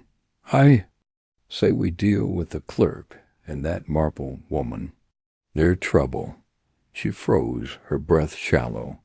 Vane's reply was cold. "Focus on the ledger. Tom's too scared to talk, and Marple's just a nosy spinster. Get the books to London tonight." The meeting ended, and Miss Marple slipped out, her heart pounding with triumph and fear. Back at her cottage, she wrote. Harrow panicked, facing investigation. "Vane plans to move ledger?" "Lyle targets me, Tom," she added. "Next, protect Tom. Rally village. Prepare for ledger's move." The next morning, news spread like wildfire. Inspector Grayson had raided Harrow's office, seizing documents and arresting him for fraud. Miss Marple heard it at the tea shop, where Mrs. Price was jubilant. "They got that lawyer, Miss Marple." Vane's in a panic. He was seen shouting at Lyle outside the Red Lion. Miss Marple's eyes twinkled. "A step forward, Elsie, but we're not done. Keep Clara safe and watch for Lyle." She visited Tom, who was shaken but relieved. "Vane's losing it," he said. "He's moving the ledger tonight. I heard him tell Lyle to take it to a safe house." Miss Marple nodded, her plan sharpening. "Stay loyal, Tom. Tell me where they're going, and we'll end this." Clara, at Mrs. Price's, was resolute. "Harrow's gone. Does that mean we're safe?" "Not yet," Miss Marple said. "But Vane's weaker now. Keep the investor rumor alive and stay vigilant." As night fell, Miss Marple sat by her. Fire, her knitting resumed, the lavender shawl growing. Harrow's downfall was a victory, but Vane's desperation made him dangerous. With Clara's courage, Tom's eyes, and the village's heart, her trap was tightening, each stitch a vow. To see justice done. Chapter 12. The village rallies. The early morning light bathed St. Mary Mead in a soft, golden haze, the village stirring to life with the clatter of milk bottles and the chirp of sparrows. Miss Jane Marple sat in her parlor, her lavender shawl draped over the arm of her chair, her knitting needles silent as she sipped a cup of Earl Grey. The fire crackled low, casting flickering shadows on the walls, but her mind was alight with the triumph of her latest move. The arrest of Reginald Harrow, Gideon Vane's London lawyer, had sent shockwaves through the Usurer's empire, a crack in his carefully constructed facade. The ledger, with its damning entries of exorbitant interest rates and forged signatures, was now Vane's greatest vulnerability, and Miss Marple knew the time had come to rally the village for a final stand. Tonight, at a town hall meeting, she would orchestrate a public confrontation, using Clara's courage and the village's collective anger to expose Vane's crimes and force his hand. Her plan was a tapestry of strategy, woven with the precision of her finest knitting. Harrow's downfall had weakened Vane, but his desperation made him dangerous. Lyle, the scarred enforcer, was a lurking threat, and Tom, the nervous clerk, was teetering on the edge of panic. Miss Marple needed to protect her allies while turning the village's fear into defiance. The investor rumor had kept Vane off balance, and now, with the ledger's evidence in her grasp memorized from her midnight intrusion, she would present it to the village. Carefully framed to avoid implicating Tom, the goal was to unite St. Mary Mead in a show of strength, pushing Vane to a breaking point where his mistakes would be his undoing. Miss Marple began her day at the Rose and Crown tea shop, the heart of village gossip, where the air was thick with the scent of scones and the buzz of excited chatter. Mrs. Price, the butcher's wife, greeted her with a grin, her apron dusted with flour. "Miss Marple, the news about Harrow's arrest is everywhere," she said, pouring tea. "Folks are saying Vane's next. The village is ready to fight." Miss Marple's eyes twinkled as she settled at her corner table. "That's precisely what we need, Elsie. Tonight's town hall meeting is our chance. I want you to encourage everyone to attend. Spread the word that we're discussing Vane's loans and the investor. Clara will speak, and will show Vane the village won't bow to him." Mrs. Price nodded, her rolling pen a silent vow. "I'll get the market women there. They're itching to give Vane a piece of their mind."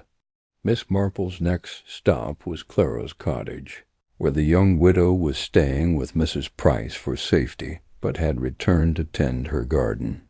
Clara was pruning roses, her son playing nearby with a wooden horse, his laughter a bright note in the morning air. "Miss Marple, I heard about Harrow," Clara said, her face alight with hope. "Does this mean we're winning?" "We're close, my dear," Miss Marple said, settling on a garden bench. "But tonight is crucial. At the town hall, I need you to tell your story. Show the ledger page I'll give you, but don't mention Tom. Say you found it slipped under your door, a gift from someone who wants justice. Can you do that?" Clara's hands trembled, but her jaw set with resolve. "I can. For my boy, for everyone. What's the page?" Miss Marple produced a carefully copied sheet from her handbag, replicating the ledger entries she'd memorized. Clara Henshaw, £150, 40% interest. Tate, £80, 50%. Harrow, £500, services. Lyle, £200, enforcement. "This is proof of Vane's crimes," she said. "Show it to the village. Let them see his greed. Vane will come he can't resist, and we'll watch him squirm." Clara clutched the paper, her eyes fierce. "I'll do it. He won't scare me any more." Miss Marple patted her hand, her heart swelling with pride. "You're a lion, Clara. Stay with Mrs. Price until the meeting and keep your boy close." Her next task was to ensure Tom's safety. She found him at the village library, his face pale as he returned a book. "Miss Marple," he whispered, glancing around. "Vane's losing it. He's moving the ledger tonight to a safe house. Lyle's taking it after the meeting. Miss Marple's pulse quickened, but her voice was calm. "You've done wonderfully, Tom. Tonight at the town hall, Clara will show a copy of the ledger. Page, say nothing, act surprised, like the rest. Tomorrow tell me where Lyle's taking the ledger. Can you manage that?" Tom nodded, his fear tempered by resolve. "I will, but Lyle's watching me. He thinks I'm the leak." "Stay loyal," she said, her tone firm. "Tell Vane you're worried about the village's defiance. It'll keep him off your scent." Leaving Tom, Miss Marple visited Mr. Ellis, the greengrocer, who was organizing the town hall meeting. His shop was bustling, apples gleaming in neat rows. "Miss Marple, the village is ready," he said. "They're angry, and Harrow's arrest has given them hope. What's the plan?" "Encourage everyone to speak tonight," she said. "Clara will show evidence of Vane's crimes. Let the village demand answers. He'll crack under the pressure. But watch for Lyle, he's dangerous." Mr. Ellis nodded, his face grim. "We'll be there, every one of us." As evening fell, the village hall filled with a restless crowd, the air thick with anticipation and defiance. Miss Marple took a seat near the back, her lavender shawl blending with the crowd, her eyes scanning for Vane and Lyle. Clara sat with Mrs. Price, clutching the copied ledger page, her face pale but resolute. Tom slipped in late, his eyes darting nervously, and Miss Marple gave him a reassuring nod. Mr. Ellis opened the meeting, his voice ringing out. "Friends, we're here to face the truth about Gideon Vane. His loans are strangling us, but we're not alone anymore. Who'll speak?" Mrs. Miller stood first, her voice trembling but clear. "Vane's taken our mill's future. His rates are robbery 40%, 50%. We can't live like this." Mr. Tate followed, his aged hands shaking. "He took my wife's chair, her memory. If this investor's real, I say we back him." The crowd roared, and Miss Marple's gaze flicked to the door as Vane entered, his black coat stark against the hall's warm glow. His face was a mask, but his eyes burned with fury. Lyle lingered near the back, his scarred face half hidden by a scarf, his posture tense. Miss Marple's heart quickened. Both predators were here, and the trap was set. Clara rose, her voice steady despite the weight of every eye. "I borrowed from Vane to save my son," she said, holding up the ledger page. "This was left at my door proof of his crimes. My debt's tripled, and it's not just me. Look, Mr. Tate, the Millers, payments to a lawyer and an enforcer. Vane's stealing our lives." The hall erupted, voices shouting, fists raised. Vane stood, his voice cutting through the din. "Lies! That paper's a forgery. My terms are legal, and you've no proof." Clara held her ground, her eyes blazing. "Then open your ledger, Mr. Vane. Show us it's false. Or are you afraid?" The crowd roared again, and Miss Marple watched. Vane's jaw tightened, his hands clenching. Lyle shifted, his eyes darting to Vane, but he stayed back, wary of the crowd's anger. Mr. Ellis took the podium, his voice firm. "We demand answers, Vane. Show us the ledger, or we'll take this to the magistrate." Vane's face twisted, his composure cracking. "You'll regret this," he spat, storming out, Lyle trailing him like a shadow. The hall buzzed with triumph, villagers embracing Clara, their fear turning to resolve.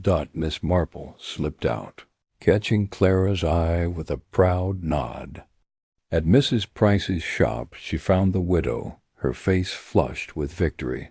"You were magnificent, Clara," Miss Marple said. Vane's shaken, and Lyle didn't dare act. We've won a battle." Clara clutched her hand. "What now?" "We—" "Wait," Miss Marple said. "Vane's moving the ledger tonight. Tom will tell us where. Stay with Mrs. Price, and keep the village talking." She met Tom the next morning at the library, his face ashen. "Lyle's taking the ledger to a cottage on the edge of the village," he whispered. "Tonight after dark." Miss Marple nodded, her plan sharpening. "You've done enough, Tom. Stay safe and leave the rest to me." Back at her cottage, she wrote in her notebook. Vane cracked at meeting, threatened. Clara rallied village, showed ledger. Lyle moving ledger tonight. She added, next, track ledger, alert magistrate, protect allies. The twilight over St. Mary Mead was heavy with the scent of damp earth and fading roses, the village settling into a hush, broken only by the distant bark of a dog. Miss Jane Marple stood in her parlor, her lavender shawl draped over her shoulders, the fire casting a warm glow across her notebook. The village's rally at the town hall had been a triumph, with Clara's bold presentation of the ledger page shaking Gideon Vane's iron grip. His furious exit, trailed by the menacing Lyle, had confirmed his desperation, and Tom's whispered intelligence about the ledger's move to a safe house tonight was the spark Miss Marple needed. The ledger was Vane's heart, its secrets the key to his downfall, and she was determined to track it, expose its contents, and deliver justice to St. Mary Mead. Tonight she would venture into the shadows once more, her courage as sharp as her knitting needles. Her plan was a delicate weave of strategy and stealth, requiring the village's unity to keep Vane distracted while she pursued the ledger. The investor rumor had pushed him to the edge, and Harrow's arrest in London had left him vulnerable. But Lyle's growing suspicion of her and Tom was a danger she couldn't ignore. She needed to protect her allies Clara, Tom, Mrs. Price, and Mrs. Dane while orchestrating a final move to secure the ledger's evidence. The cottage on the village's edge, where Lyle was to hide the ledger, was her target, and she would need every ounce of her wit to outmaneuver Vane's enforcer. Miss Marple began her day at the Rose and Crown tea shop, where the morning air was thick with the scent of fresh scones and the buzz of village gossip. Mrs. Price greeted her with a grin, her apron dusted with flour. "Miss Marple, the village is still talking about Clara's speech last night," she said, pouring tea. "Vane's holed up in his office, and folks are saying he's scared." Miss Marple settled at her corner table, her eyes twinkling. "That's exactly what we want, Elsie. Fear makes him careless. Tonight, Lyle's moving the ledger to a cottage on the edge of the village. I need you to keep the investor rumor alive, make Vane think the village is planning a meeting with this gentleman. Can you and Clara spread the word?" Mrs. Price nodded, her rolling pin a silent vow. "I'll get the market women talking. Clara's ready to do her part. She's a firebrand now." Miss Marple's heart swelled with pride. "Keep her safe, Elsie, and watch for Lyle. If he's near your shop, make a fuss, nothing violent, just enough to keep him busy." Leaving the tea shop, Miss Marple headed to Clara's cottage, where the young widow was tending her garden, her son playing nearby with a wooden horse. Clara's face lit up at the sight of her. "Miss Marple, last night felt like a victory," she said, brushing dirt from her hands. "But I'm worried about Lyle. He was outside Mrs. Price's this morning just watching." Miss Marple's pulse quickened, but her smile remained serene. "He's trying to intimidate us, Clara, but we're stronger. Tonight, Lyle's moving Vane's ledger to a safe house. I'll follow him, but I need you to keep the village buzzing with the investor story. Tell everyone you're meeting this gentleman tomorrow at the hall. It'll keep Vane distracted." Clara's eyes widened, but her jaw set with resolve. "I can do that. I'll talk to Mrs. Dane and the Millers. What about you? If Lyle catches you?" "I'm just an old lady with a fondness for evening walks," Miss Marple said, her tone light but firm. "Stay with Mrs. Price tonight and keep your boy close." Clara nodded, her courage a beacon. Miss Marple left, her mind turning to Tom. The clerk's fear was a hurdle, but his intelligence was vital. She found him at the village green, sitting on a bench, his tattered book unopened. "Miss Marple," he whispered, his face pale. "Lyle's." Taking the ledger to the old Miller cottage past the river, I heard Vane tell him to hide it in the attic. Miss Marple's heart leaped. Specifics were gold. "You've done splendidly, Tom. Stay in the office today, act loyal, and don't let Vane see your fear. Tomorrow meet me at the library with any news." Tom swallowed, his eyes darting nervously. "Lyle's watching me. He thinks I'm talking."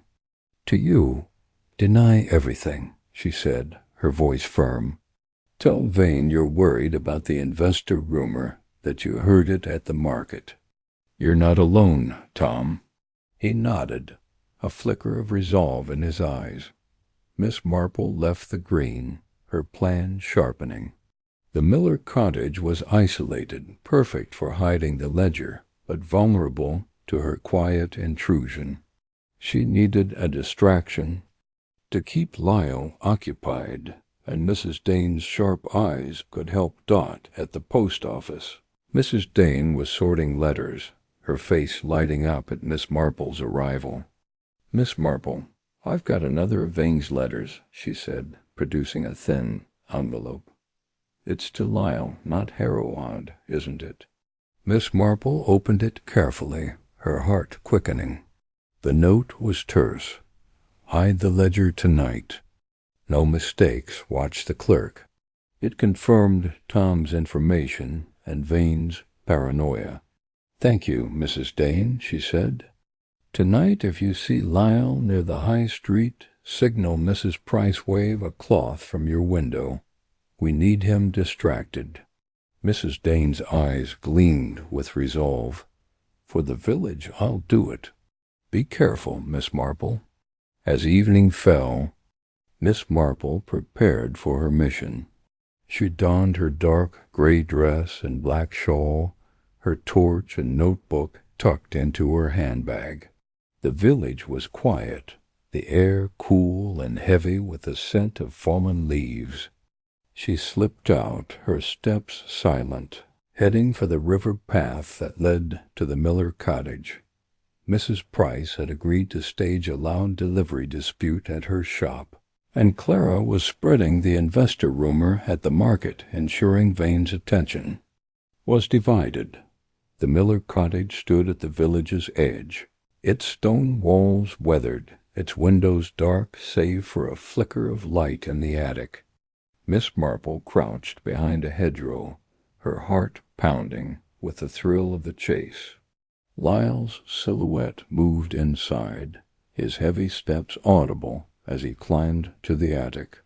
She waited, counting the minutes, until Mrs. Price's voice echoed. From the high street, a staged argument about a late delivery, loud enough to carry. Lyle's head appeared at the attic window, his curse sharp in the quiet night. He stormed downstairs, drawn by the commotion, and Miss Marple seized her chance. The cottage door was unlocked. Lyle's haste was her ally. She slipped inside, the air musty with disuse, and climbed to the attic, her torch's beam narrow and focused.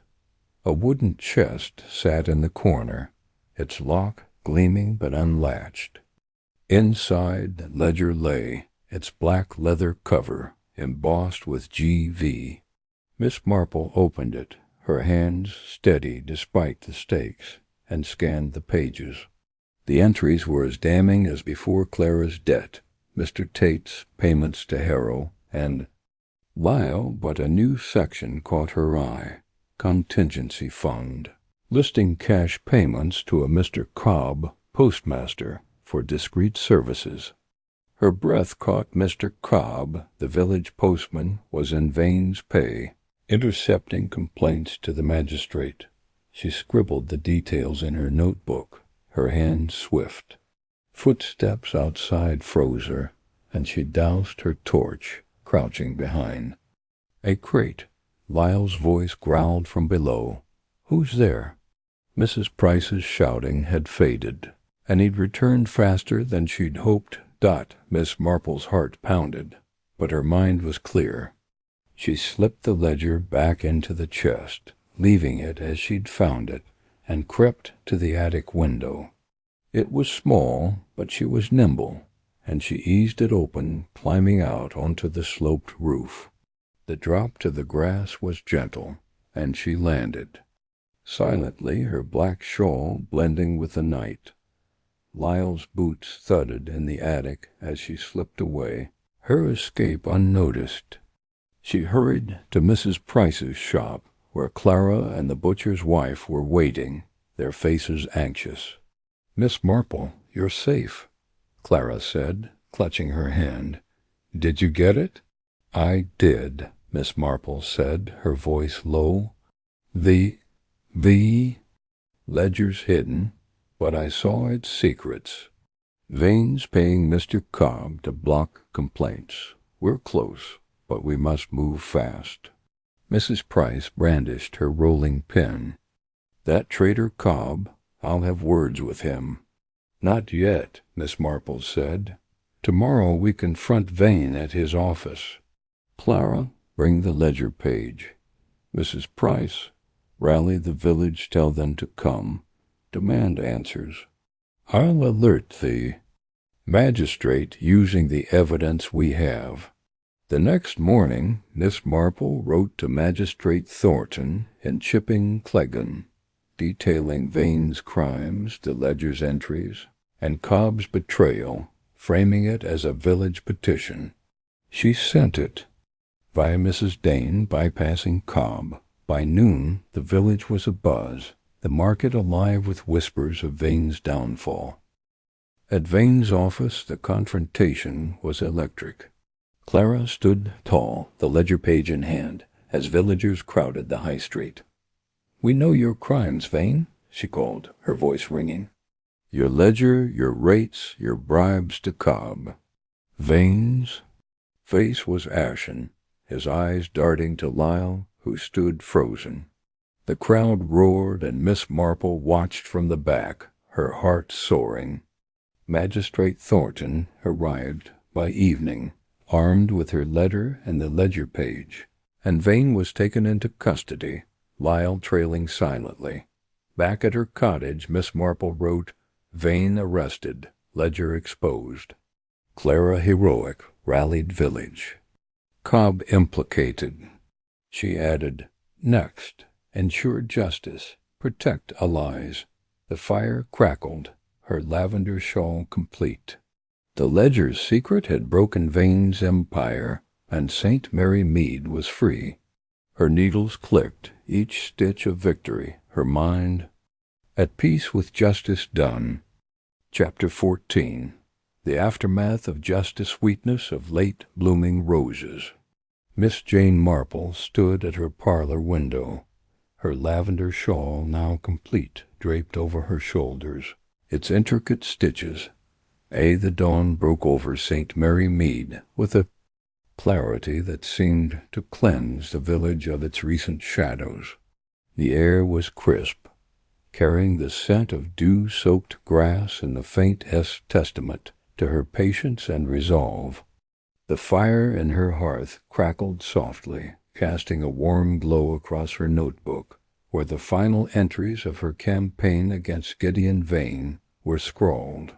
The usurer's arrest, sparked by Clara's bold confrontation, and the damning ledger. Evidence had freed St. Mary Mead from his grip. Yet, as the village exhaled in relief, Miss Marple knew her work was not done. The aftermath of justice was a delicate time, with loose threads to tie Lyle's whereabouts, Mr. Cobb's betrayal, and the village's healing. Today she would ensure the victory held, weaving the community's strength into a lasting shield. Against future predators, the arrest of Vane had been a spectacle, with Magistrate Thornton's arrival scattering the last of the usurer's defenses. The ledger seized from the Miller cottage had revealed not only exorbitant interest rates, but also payments to Mr. Cobb, the postman, for intercepting complaints. Lyle, Vane's enforcer, had vanished into the night, his scarred face a lingering threat. Miss Marple's allies, Clara, Tom, Mrs. Price, and Mrs. Dane, had been her pillars, their courage turning whispers into a roar. Now she needed to protect them, uncover Lyle's next move, and help the village rebuild. Her first task was to visit Clara, whose bravery had ignited the final confrontation. Miss Marple donned her navy coat, her pheasant-feathered hat pinned neatly, and walked to Mrs. Price's butcher shop, where Clara was staying. The high street was alive with a new energy, villagers greeting each other with smiles, their voices lighter than they'd been in months. The butcher's shop smelled of fresh meat and baking bread, and Mrs. Price greeted her with a grin, her rolling pin resting on the counter like a trophy. "Miss Marple, you're a hero," Mrs. Price said, wiping her hands. "Clara's in the back, telling everyone how you brought Vane down." Miss Marple's eyes twinkled as she stepped into the small kitchen, where Clara was sipping tea, her son playing with a wooden horse at her feet. Clara's face lit up, her eyes bright with gratitude. "Miss Marple, I still can't believe it. Vane's gone, and the magistrate's looking at my debt. They say it might be cancelled." "That's wonderful, my dear," Miss Marple said, settling at the table. "You were the heart of this victory, Clara. Your courage rallied the village. But we must stay vigilant. Lyle's still out there, and Mr. Cobb's role needs addressing." Clara's smile faltered. "Lyle, I saw him yesterday near the river, just watching. And Cobb, how could he betray us?" Miss Marple's heart quickened, but her voice remained calm. "Lyle's a loose end, and we'll find him. As for Cobb, I've a plan to ensure he faces consequences without tearing the village apart. 4. Now, keep your boy close and stay with Mrs. Price. Can you also talk to the Millers and Mr. Tate? They'll need reassurance their debts are being reviewed." Clara nodded, her resolve firm. "I will. They're calling you the village's guardian. You know." Miss Marple chuckled softly. "Just an old lady with a knack for noticing things. You're the true guardian, Clara." Leaving the shop, Miss Marple's thoughts turned to Tom, the clerk whose fear had nearly undone him, but whose courage had provided the ledger's secrets. She found him at the village library, returning a book, his face less pale but still etched with worry. "Miss Marple," he whispered, glancing around. "Vane's gone, but Lyle's out there. I'm scared he'll come for me." She sat beside him on a bench, her voice soothing. "You've been brave, Tom, and you're safe now. The village knows your worth, even if Vane didn't. Have you heard anything about Lyle's whereabouts?" Tom swallowed, his eyes darting. "I overheard Ned at the Red Lion say Lyle was seen near the old quarry last night, hiding out. He's got no one now. Vane was his paymaster." Miss Marple's pulse quickened. Lyle at the quarry was a lead she couldn't ignore. "Thank you, Tom. Stay in the village, keep to crowded places. I'll handle Lyle, and if you hear more, meet me. Here tomorrow." Tom nodded, a flicker of relief in his eyes. Miss Marple left, her mind racing. Lyle's isolation was an opportunity, but his desperation made him unpredictable. She needed to confirm his location and ensure he didn't slip away before the magistrate could act. Her next stop was the post office, where Mrs. Dane was sorting letters, her sharp eyes scanning each envelope. "Miss Marple, the village owes you," she said, her smile warm. "Cobb's been suspended." Thornton's looking into his role. "I've taken over his duties." Miss Marple's heart lifted. "You're a treasure, Mrs. Dane. Have you seen any letters from Lyle, or anything unusual?" Mrs. Dane shook her head. "Nothing yet, but I'll watch. I heard a rumor Lyle's hiding at the quarry. Ned mentioned it this morning." The confirmation tightened Miss Marple's resolve. She thanked Mrs. Dane and headed to the Red Lion Inn, where Ned, the barman, was polishing glasses in the quiet. "Afternoon. Miss Marple, you're a legend," he said, grinning. "Lyle was here last night, drinking heavily. Muttered about the quarry, said he's got business to finish." Miss Marple's eyes narrowed. "Thank you, Ned. If he returns, let me know discreetly. And keep the village talking about their victory. It'll keep spirits high." As evening approached, Miss Marple prepared for a reconnaissance to the quarry, a rugged stretch of land beyond the river, its caverns a perfect hideout. She donned her dark gray dress and black shawl, her torch and notebook tucked into her handbag. The village was quiet, the air cool with the promise of frost. She slipped along the river path, her steps silent, her heart pounding with the thrill of the chase. The quarry was a maze of jagged rocks and shadowed hollows, the moonlight casting eerie shapes. Miss Marple moved carefully, her torch off to avoid detection. A faint glow flickered from a shallow cave, and she crouched behind a boulder, her breath shallow. Lyle's silhouette moved inside, his scarred face illuminated by a lantern as he rummaged through a satchel. Papers spilled out letters, receipts, and what looked like a small notebook. Miss Marple's heart leaped. It could be a record of Lyle's own dealings, perhaps linking him to Vane's payments. She crept closer, her movements silent, but a loose stone shifted under her foot, the clatter sharp in the quiet night. Lyle's head snapped up, his hand reaching for a knife at his belt. "Who's there?" he growled, his voice rough with panic. Miss Marple froze, her black shawl blending with the shadows. She held her breath, praying the darkness hid her.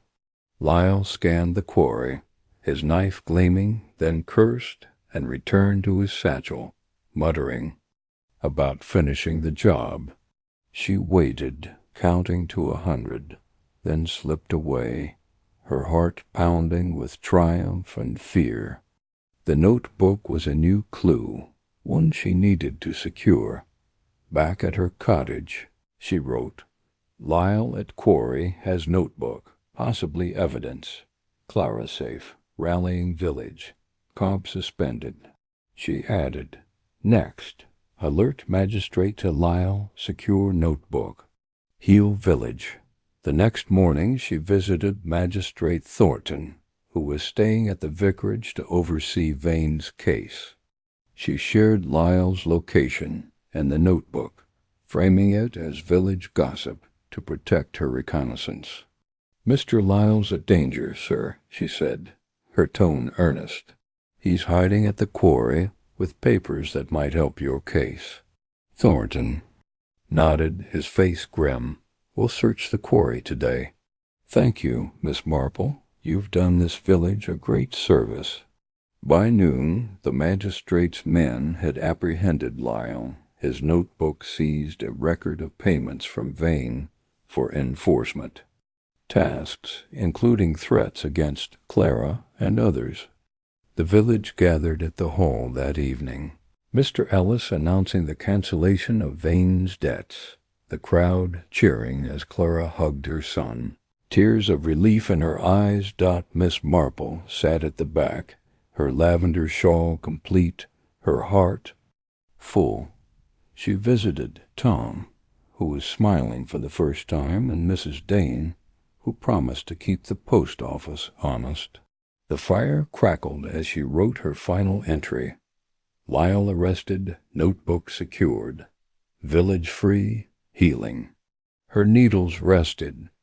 Her work done, St. Mary Mead's heart restored by justice and courage.